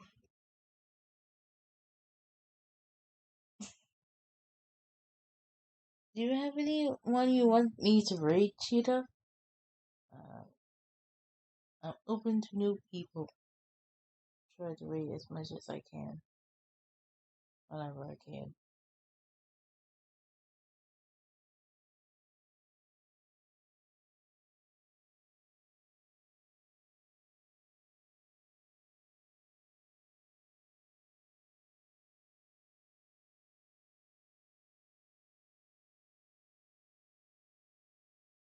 I'm looking. Okay. Take your time. Take your time.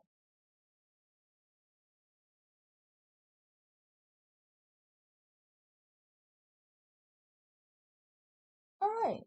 Let's tell me their name. And hopefully I'll be able to find them.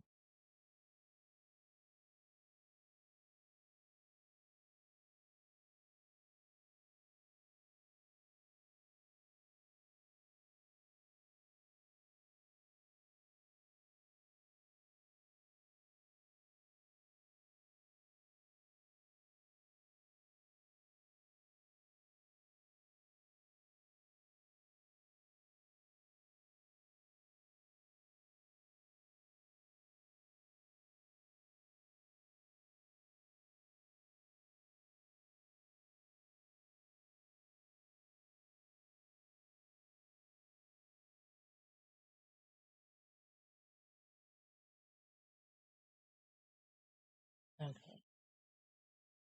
Which one? Oh, hold on.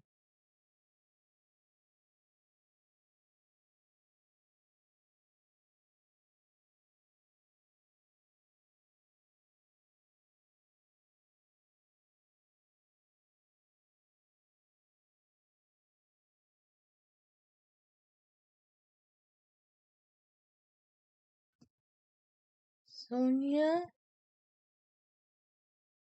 And then I'm gonna choose Sonia. Is that okay?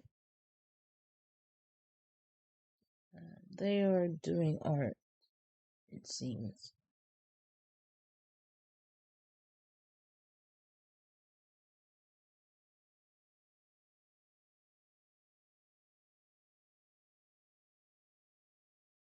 Okay, let's start. Read. I see you guys Wednesday around this time, and then Friday it will be earlier.